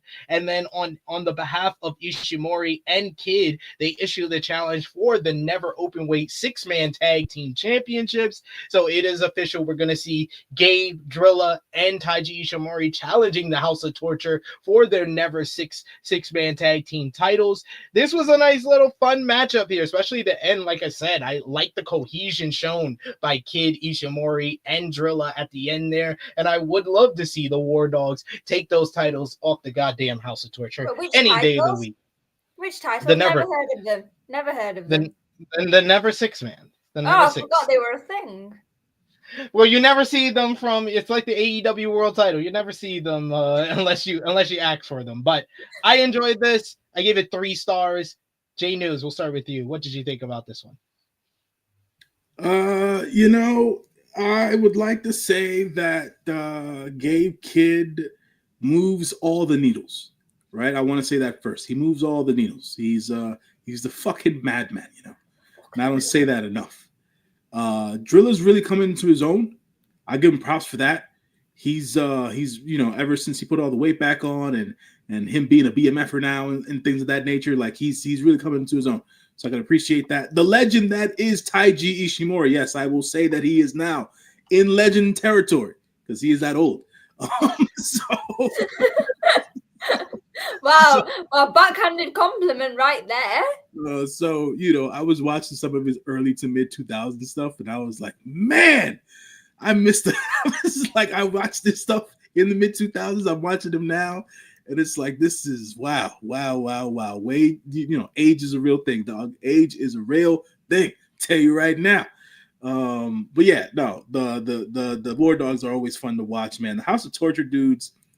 Like, y'all don't know what they gonna do with Yujiro Takahashi, man. Like that dude, he's just there. Oh, is he still here? I understand he wasn't in the cup. I thought they was gonna put him in the cup or something. He's just there now. You know what I'm saying? And that's just weird. And Sho and Ren just wastes of talent at this point. Oh, Ren coming off the best match in what 2-3 years for him? Come on. Yeah. Right. Yeah, that's all Gabe though. That's all Gabe. So yeah, so we'll have that there.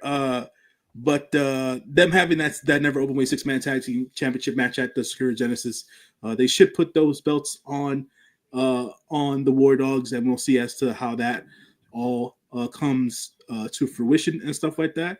And we'll go from there. But it was a decent enough match.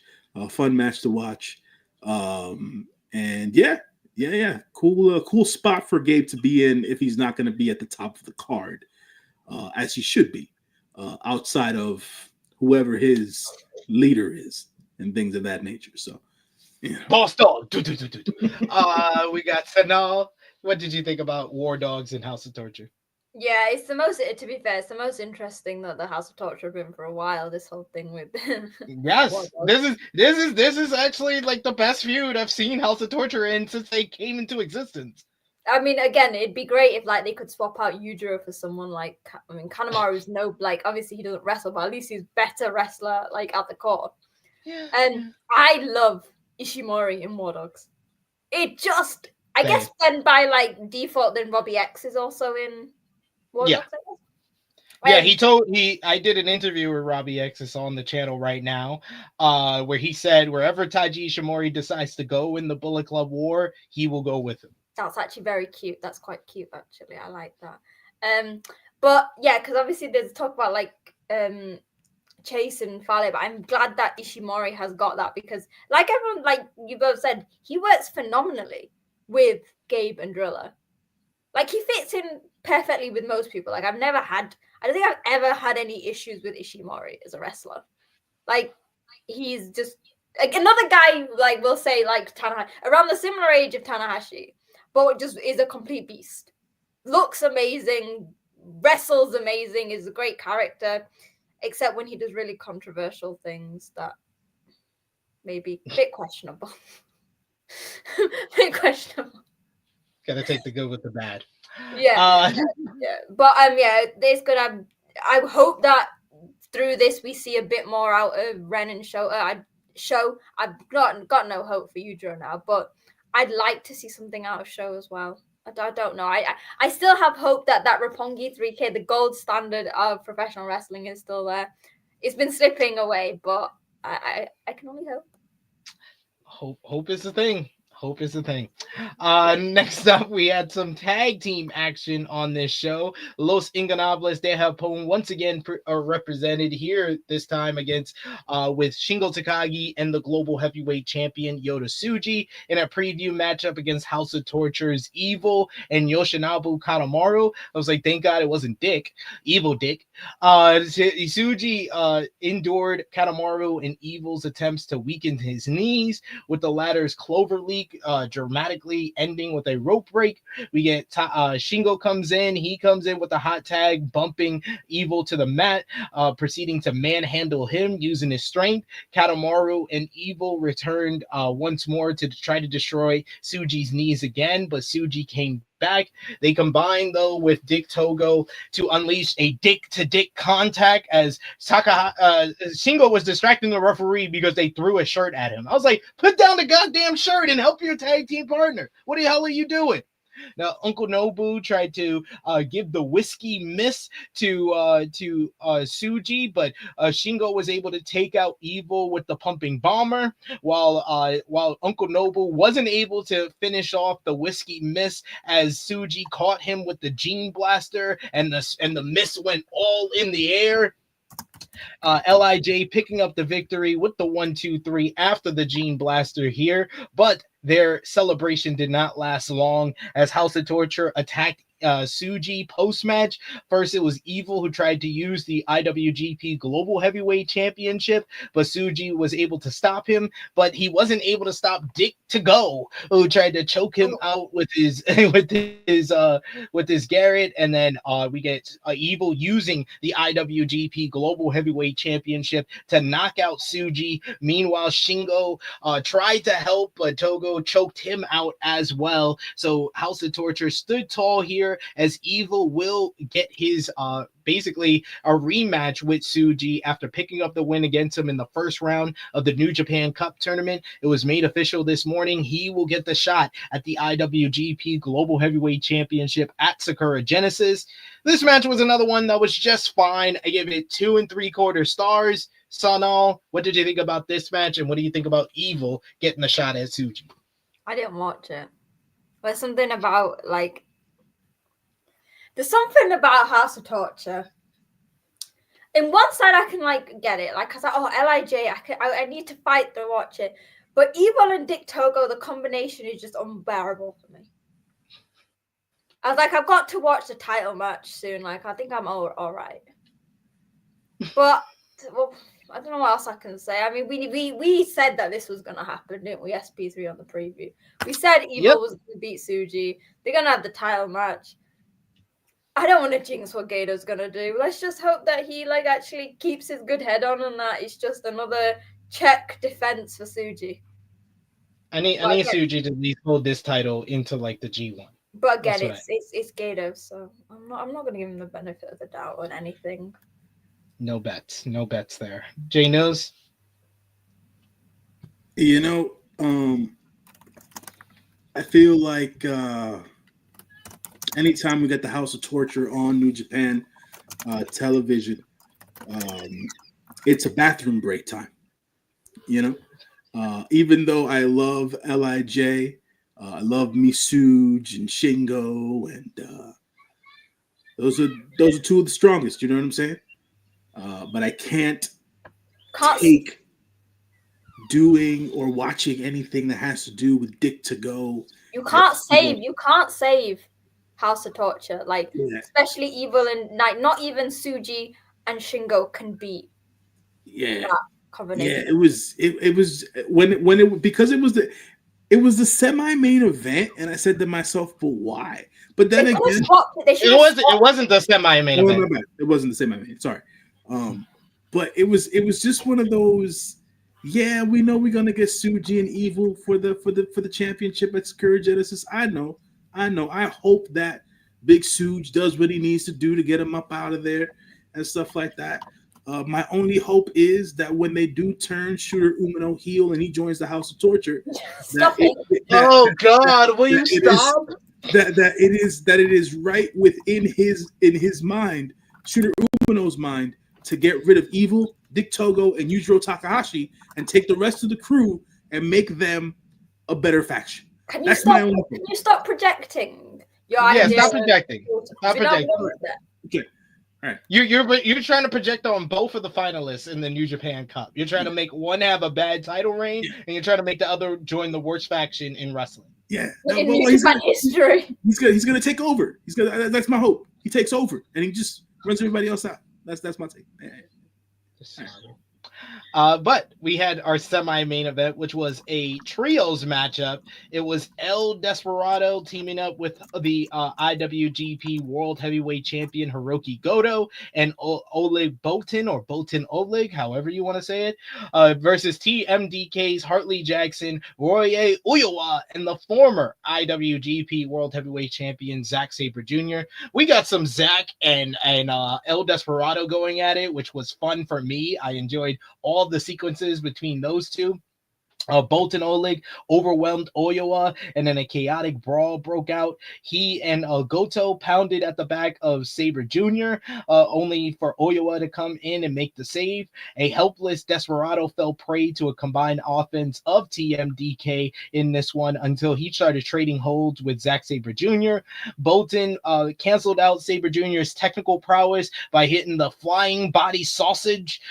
Jackson came in and tried to lay everybody out. He went at it with Goto for a bit until Goto was able to overwhelm the newest member of TMDK.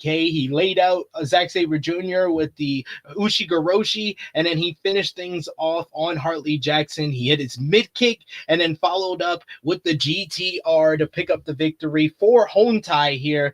I thought this was a good trios matchup. This is probably my favorite match besides the main event. Besides the main event and our opener, I thought those were the best two matches on the show. I thought out of all the multi-man tags, this was the best one. And we sort of got a tease of more to come between Goto and Zack Sabre Jr. I wouldn't be surprised if Goto is able to retain at Sakura Genesis, that one of the US shows we get the rematch from New Beginning between Sabre Jr. and Goto after a little tease here. But good match. I give it 3.25 stars. Hontai picking up another victory on this show after joining up with just 4 guys. So good to see there. And the Goto's been a great IWGP World Heavyweight Champion. That matchup with Nagata on the 15th was awesome. Probably the best Nagata match we've seen in a while. Sabre Jr. went deep into the tournament, and I would say Sabre Jr. had the best match of the tournament, him and Tai Chi in the quarterfinals. I thought that was the best match of the tournament itself. I thought that Finlay had the best set of matches out of everybody in the tournament, but Sabre Jr. had the single best matchup because the emotion, the storytelling there was awesome. So I wouldn't mind if Sabre Jr. Went on to get a shot at the IWGP World Heavyweight Championship. And I would say probably Sabre versus David Finlay is in like the top 3 of the tournament as well, because that was another tremendous matchup. So Sonal, what did you think about this trios matchup, and anything you want to say about any of the members on this of either team in the New Japan Cup tournament? You mentioned the Tai Chi versus Zack as one of the best of the tournament. I think it's my favorite match of the year. So obviously, bear in mind I just watch New Japan, so it's very different to the likes of SP3 if he like mentions stuff like that, because he obviously watches a broad range of stuff. But that match for me, one of my favorite New Japan matches ever. Actually, I think because Tai Chi and Zack are 2 guys I love, and the history there and the storyline that went into it of Tai Chi being defeated. He was like, because they commentary did really well, bringing up he hasn't won a match. He won the match against Gabe, but that he didn't actually win that. And Tai Chi played into that really well. If he was all deflated, and it took Zack and even the ending where they were like embracing, and Zack in the post-match comment saying, everyone believes in Tai Chi apart from Tai Chi. So I think Zack had an amazing tournament. I was a bit upset that Oiwa didn't beat Zack because I had that and I thought that'd be great. But this was a really good match. I kind of don't know if I see Goto versus Zack. I feel like Zack's the kind of guy who doesn't want a rematch. So unless there's like a show where Zack has a chance to pin Goto, I don't think that's going to happen, because I think Zack very much prides himself on he doesn't like that idea of rematches. So I think that would be the case. I also want to give a massive shout out to Hartley Jackson on this tour. He's been there. He's been putting in the matches. He's great with TMDK. Him in the when Zach and Oyua had their match was just sat there like a proud father watching them. It was really sweet. But yeah, I think I'm gonna finish. Yeah, it was a great match, and Goto is doing amazing as champion. I know it's not been long, but he did a great match against Tana. His match against Nagato was great. Yeah. Yes, on the Goto Revolution. I've been very pleased by Goto's reign. Jay News, what did you think about this trios matchup and anything regarding the tournament or Nagata and Goto? Always. I don't think I've ever had a bad thing to say about Blue Justice throughout the time I've watched them in like 30 plus years of wrestling. At the end of the day, I'm always ready to salute Blue Justice when it's time. Great match between him and Goto. I think that for the short amount of time we've had Goto as IWGP World Heavyweight Champion, they've really thrust him into this role where he's going to be mentioned in the pantheon of the great champions, and his run's going to be super short at the end of the day. And he's faced two New Japan dads at this point, right? And he's you know, we're gonna get. I'm with SP3 though. I think we're gonna probably get a rematch between Goto and Zack somewhere down the line, as the Goto Revolution continues. Because I just don't see Goto losing to Finlay at the end of the day. That's just real. So if you wouldn't see that if it was any champion. You don't want to see that, does it? Come on. So at the end of the day, you know, Goto getting a rematch with Zack, I think would be a cool thing. I don't know if Zack wins that, but at the end of the day, I think it would be a cool thing to see. And yeah, man, I've been loving what Goto's been doing. I've been loving the representation for New Japan from Goto, and just what he means to the company, what he means to the fan base. The fan base is clearly behind him. You know, so I don't think him losing this soon would be a good thing. But you know, we'll see as to how that all comes about. But I'm ready to see the rest of TMDK return.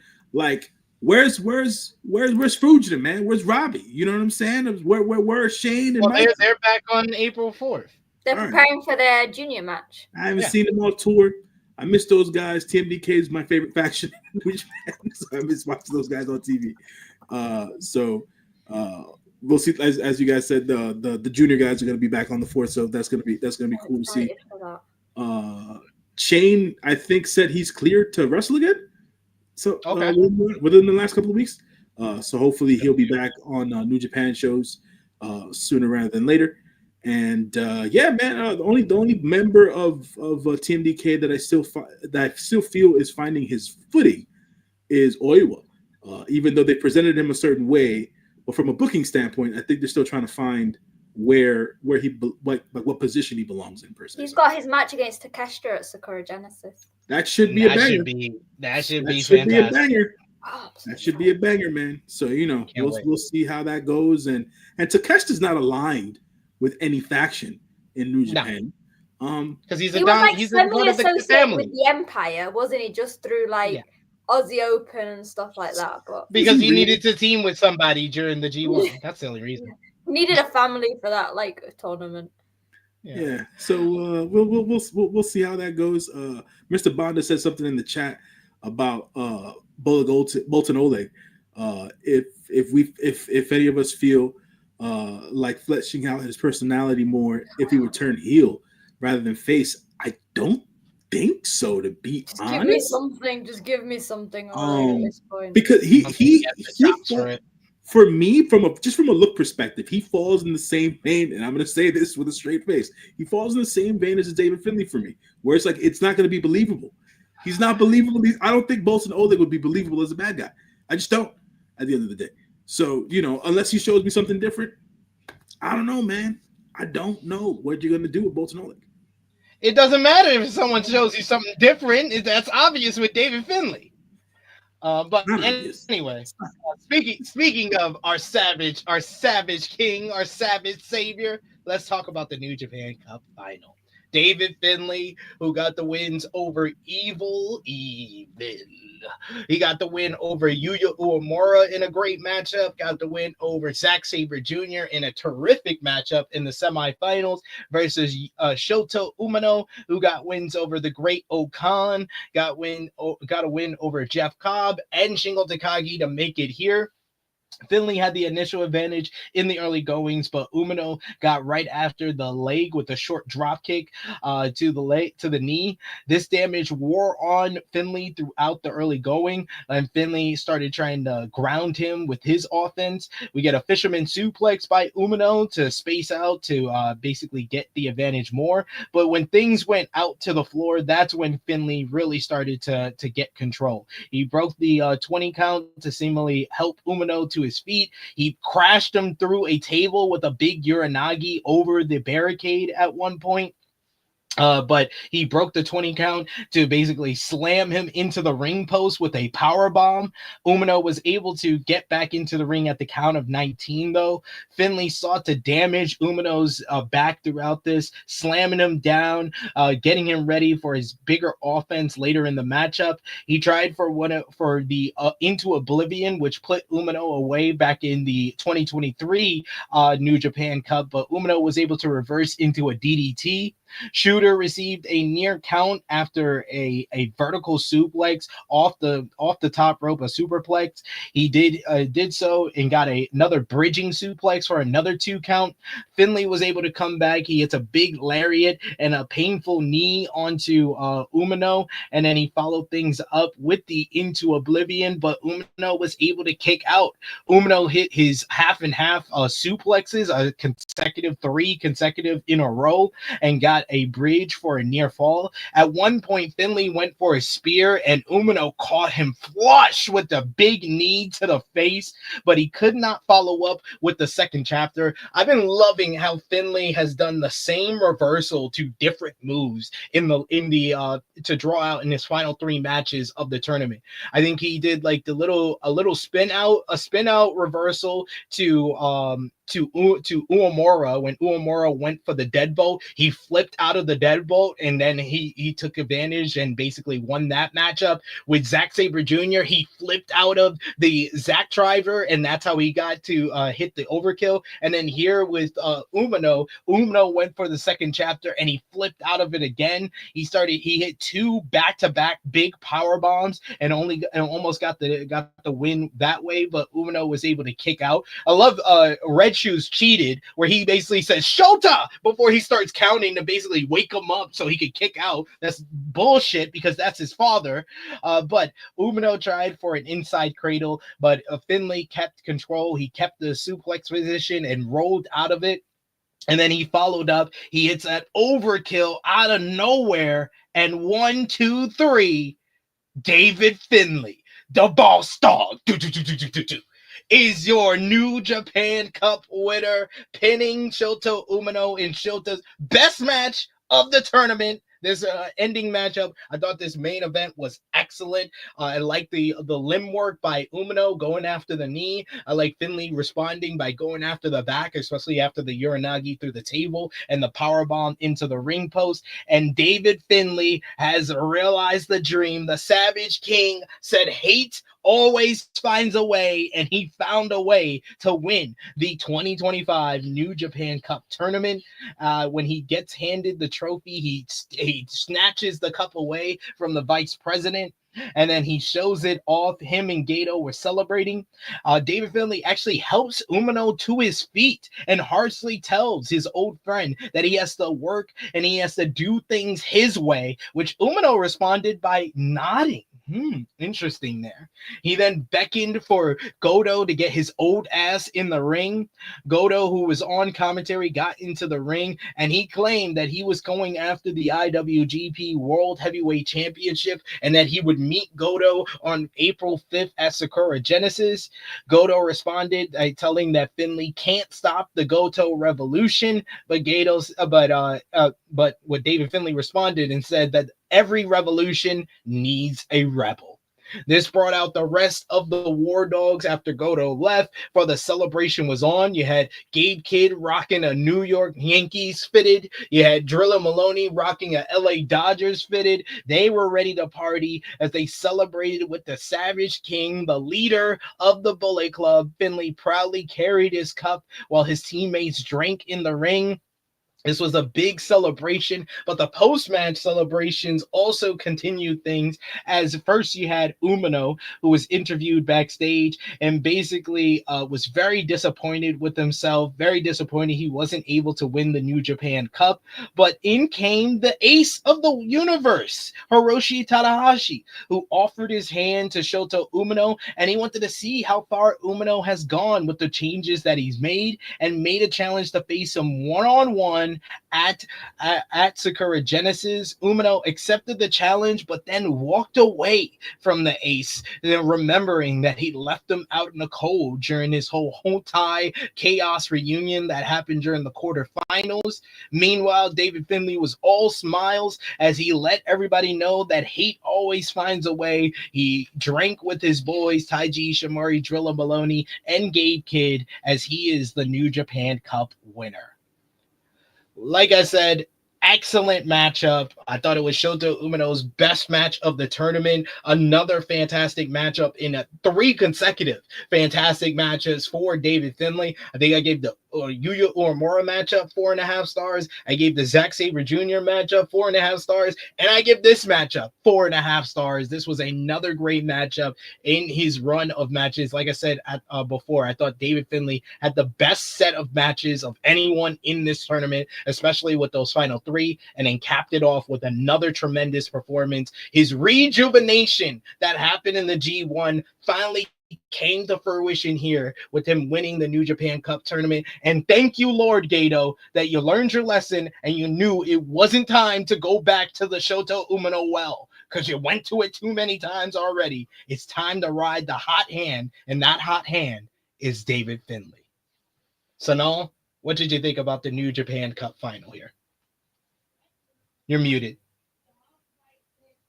I swear, whenever I do this, I mute it because I'm like, I don't want to end up like coughing or spluttering during the thing.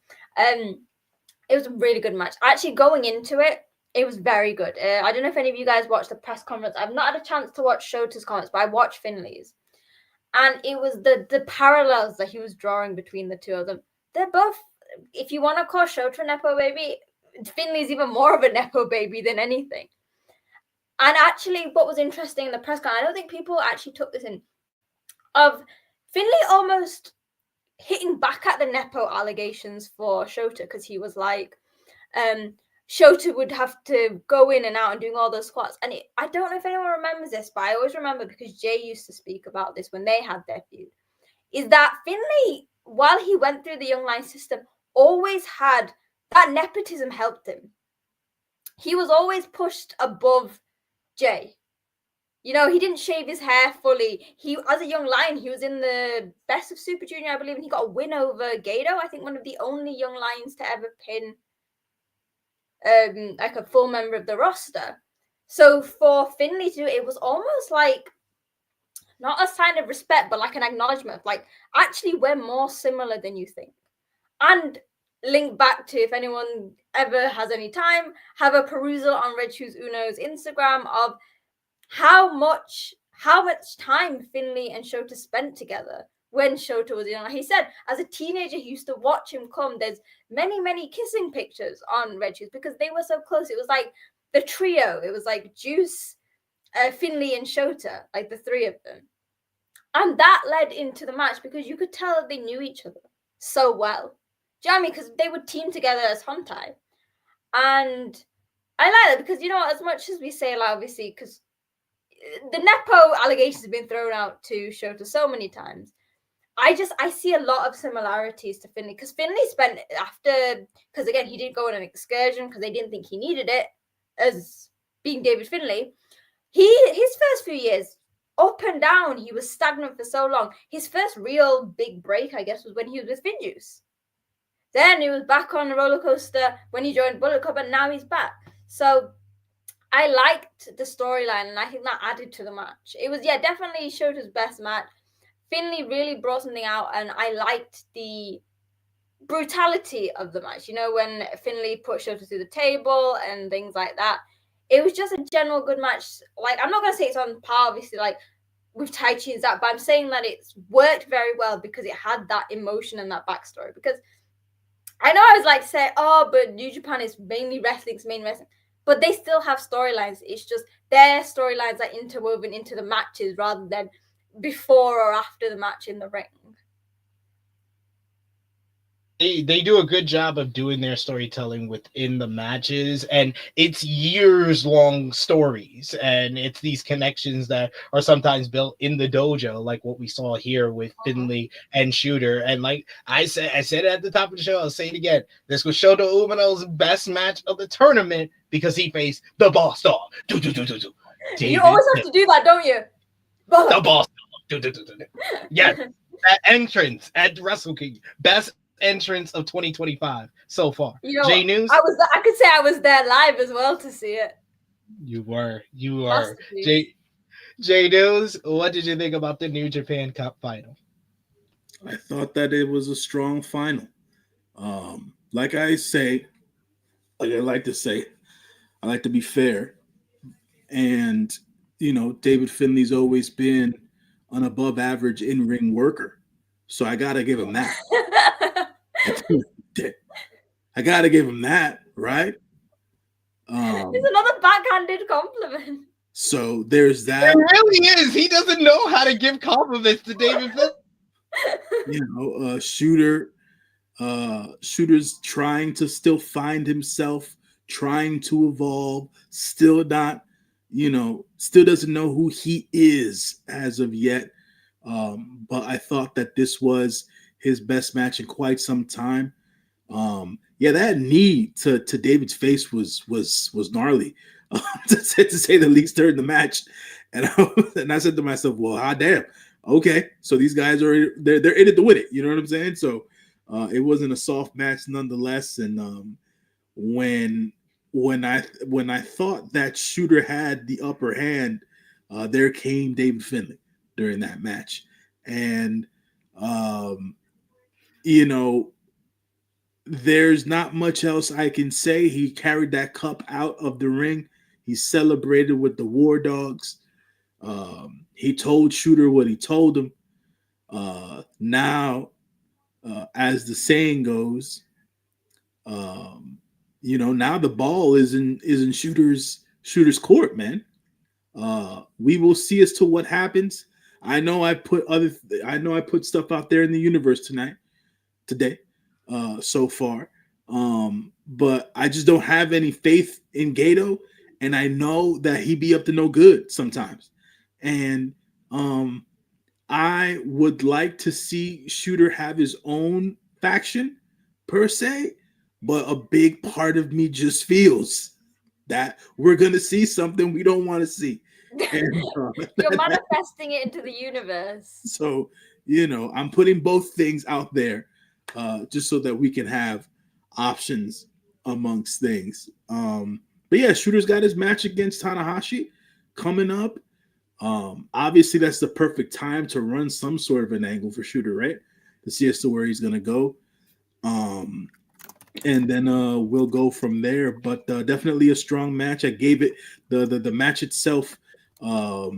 It started out a bit. I think the first, I'll say 5 to 6 minutes was like, all right, let me see as to where this goes. Then the whatever, something like popped on, and they not that they coasted the rest of the match, but they put together quite the match after that. And yeah, man, if we can get this version of Shooter the rest of his career out and even better, I'm all for it. You know what I'm saying? Yeah, but that's all I got, man. That's all I got. And strong New Japan Cup final. Is it the best ever? No. But, you know, for where these guys are in their careers right now, it was an excellent showing. And we'll see as to how it all breaks down by Sakura Genesis. We got a couple of super chat donations here. One for a couple of from your good brother, Genesis J, In support of J News. He's here to fight the battle. So you got to fight the battle with J Dudes. He says, Shooter hitting that knee on Nepo's face. How you gonna call Shooter, but you call Finlay Nepo? They're both Nepos. Nepo to Nepo violence. No, but Finley's even more of a Nepo. Are you gonna compare Red Shoes Uno to Finley?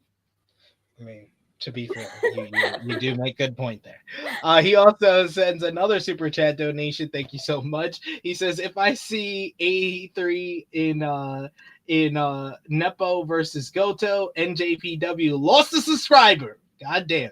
You're threatening Gato. I don't know if you should do that, sir. Gato's done worse things to people who threaten him. And we got Call Me Mr. Bonda. Thank you so much for another super chat donation. He says, for J News standing on business. Laughing emoji, prayer hands emoji. Thank you, Mr. Bonda. 10 toes down. Ain't nobody got more hate in his blood for David Finlay than your good brother, J News. Don't forget it, folks. Don't forget. You're supposed to say you're just following his lead. Hate always finds a way. Yeah, well, we'll see. Like I said, me and him have some things in common at the end of the day. So, it is what it is. But that brings us to a close on our NJPW New Japan Cup 2025 final review. Let us know in the live chat. You can send a final call for super chat donations. Of course, you guys have been awesome today with that. We appreciate it, but we want to know what you thought. So let us know your match of the night. Let us know your MVP, LVP, whether you gave this show a thumbs up, thumbs down, thumbs in the middle, and out of 10, what you think about the show. And then for the New Japan Cup tournament overall, let us know your match of the tournament, who is the MVP of the tournament, and who was the LVP of this year's tournament. We'll start with the final for me, J News, and Sonal in 3, 2, 1. Thumbs up across the board from all of us. Sonal, what did you give the final out of 10? Wait, is this a whole final day or just the match? Just the final first. A solid 8.5. The show. Oh, the show. Yeah, solid 8. Your Japan Cup. Yeah, I think like an 8 because the final was great. And actually, while people talk about like the excessive tag matches, it's built up a lot of good stories going into Sakura Genesis, which I think, and that's the thing, I think even within the New Japan Cup, there was some things that maybe people didn't get, but actually it works in the long run for New Japan. Do you know what I mean? Like Evil versus Suji and things like that. So that's fair. J News, what did you give the final night? Yeah, I gave it a solid 8. I'm on board with Sonal. I think the majority of the tag matches that happened throughout the entire tournament led to good storytelling overall.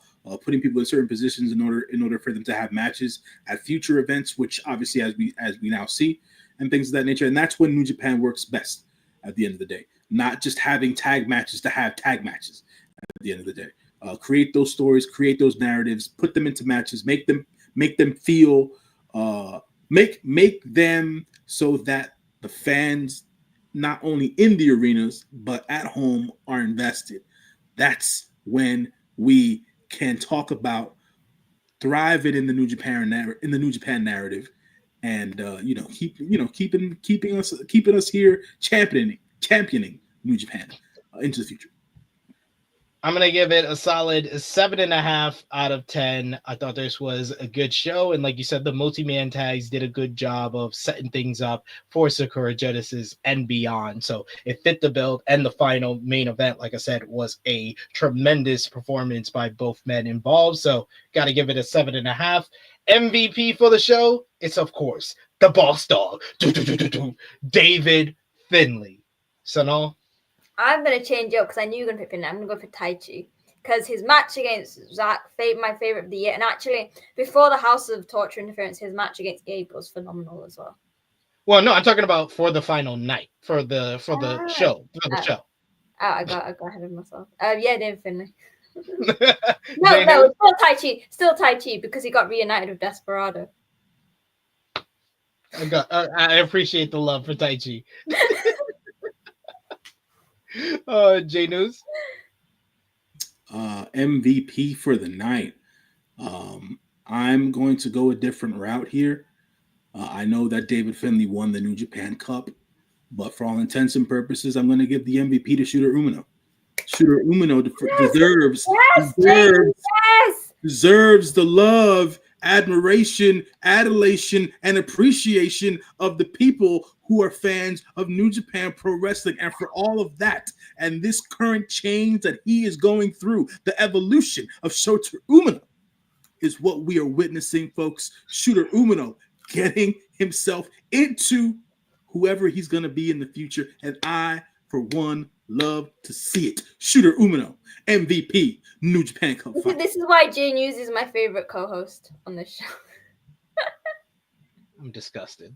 I'm disgusted by I'm disgusted by the hate towards our boss dog, David Finlay. This is ridiculous. Match of the night for the final night, of course, it's the New Japan Cup final. Shota Umino versus David Finlay. J News.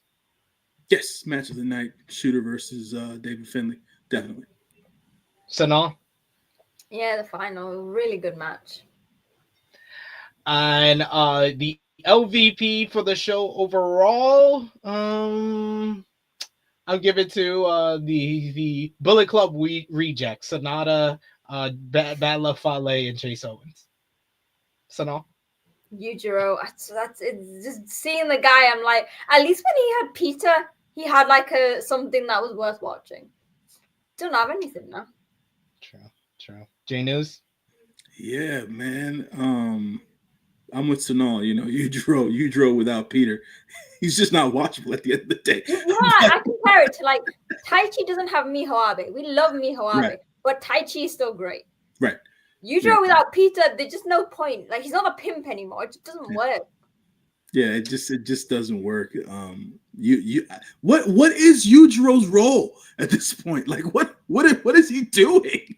He's not even the person who picks up pins because that's Dick Togo. Exactly. Come on, man. What are we doing? What are we doing? Then we got our MVP for the entire tournament.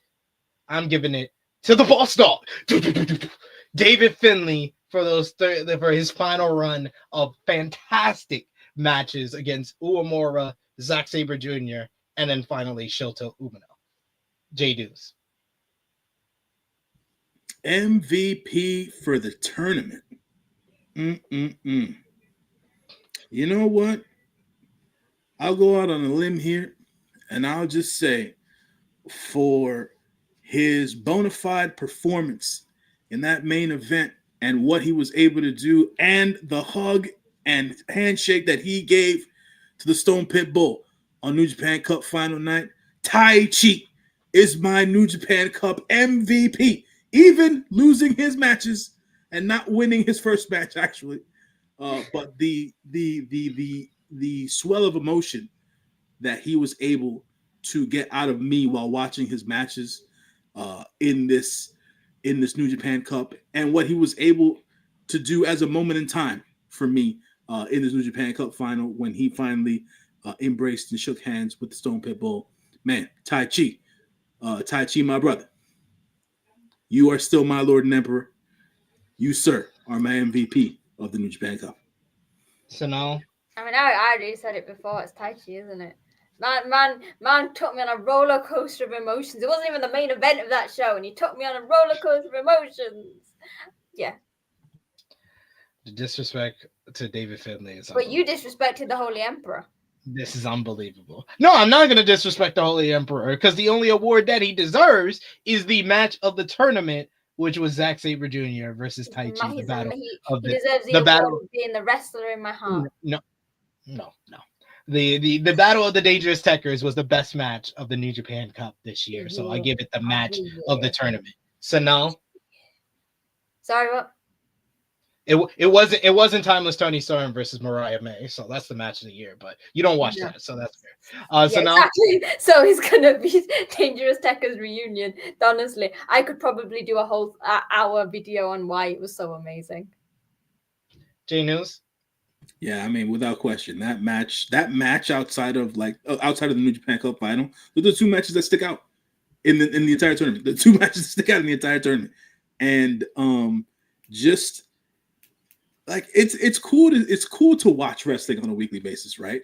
But then it's also so cool to see when talent show you on screen, either on a promo or in the ring, that they genuinely care about this shit, right? And like the way that Taichi emoted during that match with him and Zach, I said to myself, man, I don't even know where to put my feelings right now. Like it was that kind of match. And Zach lent to it, right? Because at the end of the day, yeah, Zach was still being Zach. He was still being, the top techer in the business. But when that match was over, Zach didn't know where to put his face either. It was just one of those moments where I was like, all right, cool. They care, and that's what I want my wrestlers to do. I want them to care. It's nice to get paid, but there's only but so much you can do to make someone care about them greenbacks. Make me care as a person. And Taichi and Zack Sabre Jr. were able to do that, man. So for sure. So yes, that gives us to a close for our New Japan Cup coverage here on the True Hill Heat YouTube channel. I want to thank J News, Sonal, and all of you watching, all of you who send those super chat donations. Appreciate all the love in the chat, all the conversation as well. And yes, we've made it to the end of the New Japan Cup, but we will, of course, be back to preview not only Sakura Genesis, but Road to Sakura Genesis, Junior Genesis. We'll be back in just a couple of weeks to preview those shows and, of course, review those shows as well. But I want to give the floor to Sonal first. Let everybody know where they can follow you on social media, where they can see your coverage of the New Japan Cup over on your channel. The floor is yours. Yeah, so you can find me on X at wrestling_chat for all my wrestling ramblings. But the main place to find me is Sonal's Live. Yesterday, I got a review out of the New Japan Cup. So luckily, with my flexible working, I can do that. I can get these big videos out on the day. Next week, I've got a special video talking, and it sort of links into this, about the whole discourse surrounding Shota Umino. So make sure to subscribe, because I will be one of the, maybe the only channel that solely focuses on New Japan with their content. Indeed, she is. J News, let everybody know where they can follow you. Folks, you can follow me on the Twitter machine. You can follow me on Instagram. You can follow me also every Sunday afternoon, 1 p.m. Eastern Standard Time, on the Hit the Ropes podcast with the lovely Dolores. Check me out there as well. And as you'd well know, I am always a recurring colleague, analyst, person of interest here on True Heel Heat. You'll see me next probably for these New Japan Genesis preview shows and review shows and things of that nature. So check me out. Appreciate y'all for always interacting with us in the chat and stuff like that. Thank you for the love and the super chats and everything else in between. And I appreciate anybody who's been watching the streams and following me on the Twitter machine as well, man. Thank you to the good folks out there, man. So yeah, appreciate y'all. And you can follow me on the Twitter machine at TrueHillSP3. You can follow the gang, Facebook, Twitter, Instagram, TikTok at True Hill Heat. Patreon.com/True Hill Heat. $3 a month gets you exclusive content. That's the best way to support us when we are not live here. And of course, I will be back live tomorrow at 11:05 a.m. Eastern Time, the True Hill Heat flagship podcast. We'll be talking a little bit more about the New Japan Cup final. We'll be talking about this week in the WWE, everything that went down on Monday Night Raw from Brussels with John Cena's promo, ripping all you fans apart. We'll be talking about that. We'll be talking about today's SmackDown, which is live right now. If you didn't know, it is live right now. So you could go and check that. Right now? Yeah, for us in the UK, we can watch it on Netflix. So it's live right now because they're in Italy this week. They're doing a whole European tour for the rest of the month. So Raw and SmackDown will be starting early for us in Europe. So check it out over there. We'll talk about that tomorrow, as well as AEW, but we'll be joined by a special guest, Cam Hawkins of The Ringer. We'll be joining myself, Miss Chrissy Love, and the True Jaw Josh, and we'll be celebrating the True Jaw Josh's birthday. So send those super chats, show some love to True Jaw Josh tomorrow. Join us for that. But until then, for J News, for Sonal, it is me, your True Phenom SP3. This has been our NJPW New Japan Cup 2025 final review. We are signing off until next time. Boss Dog.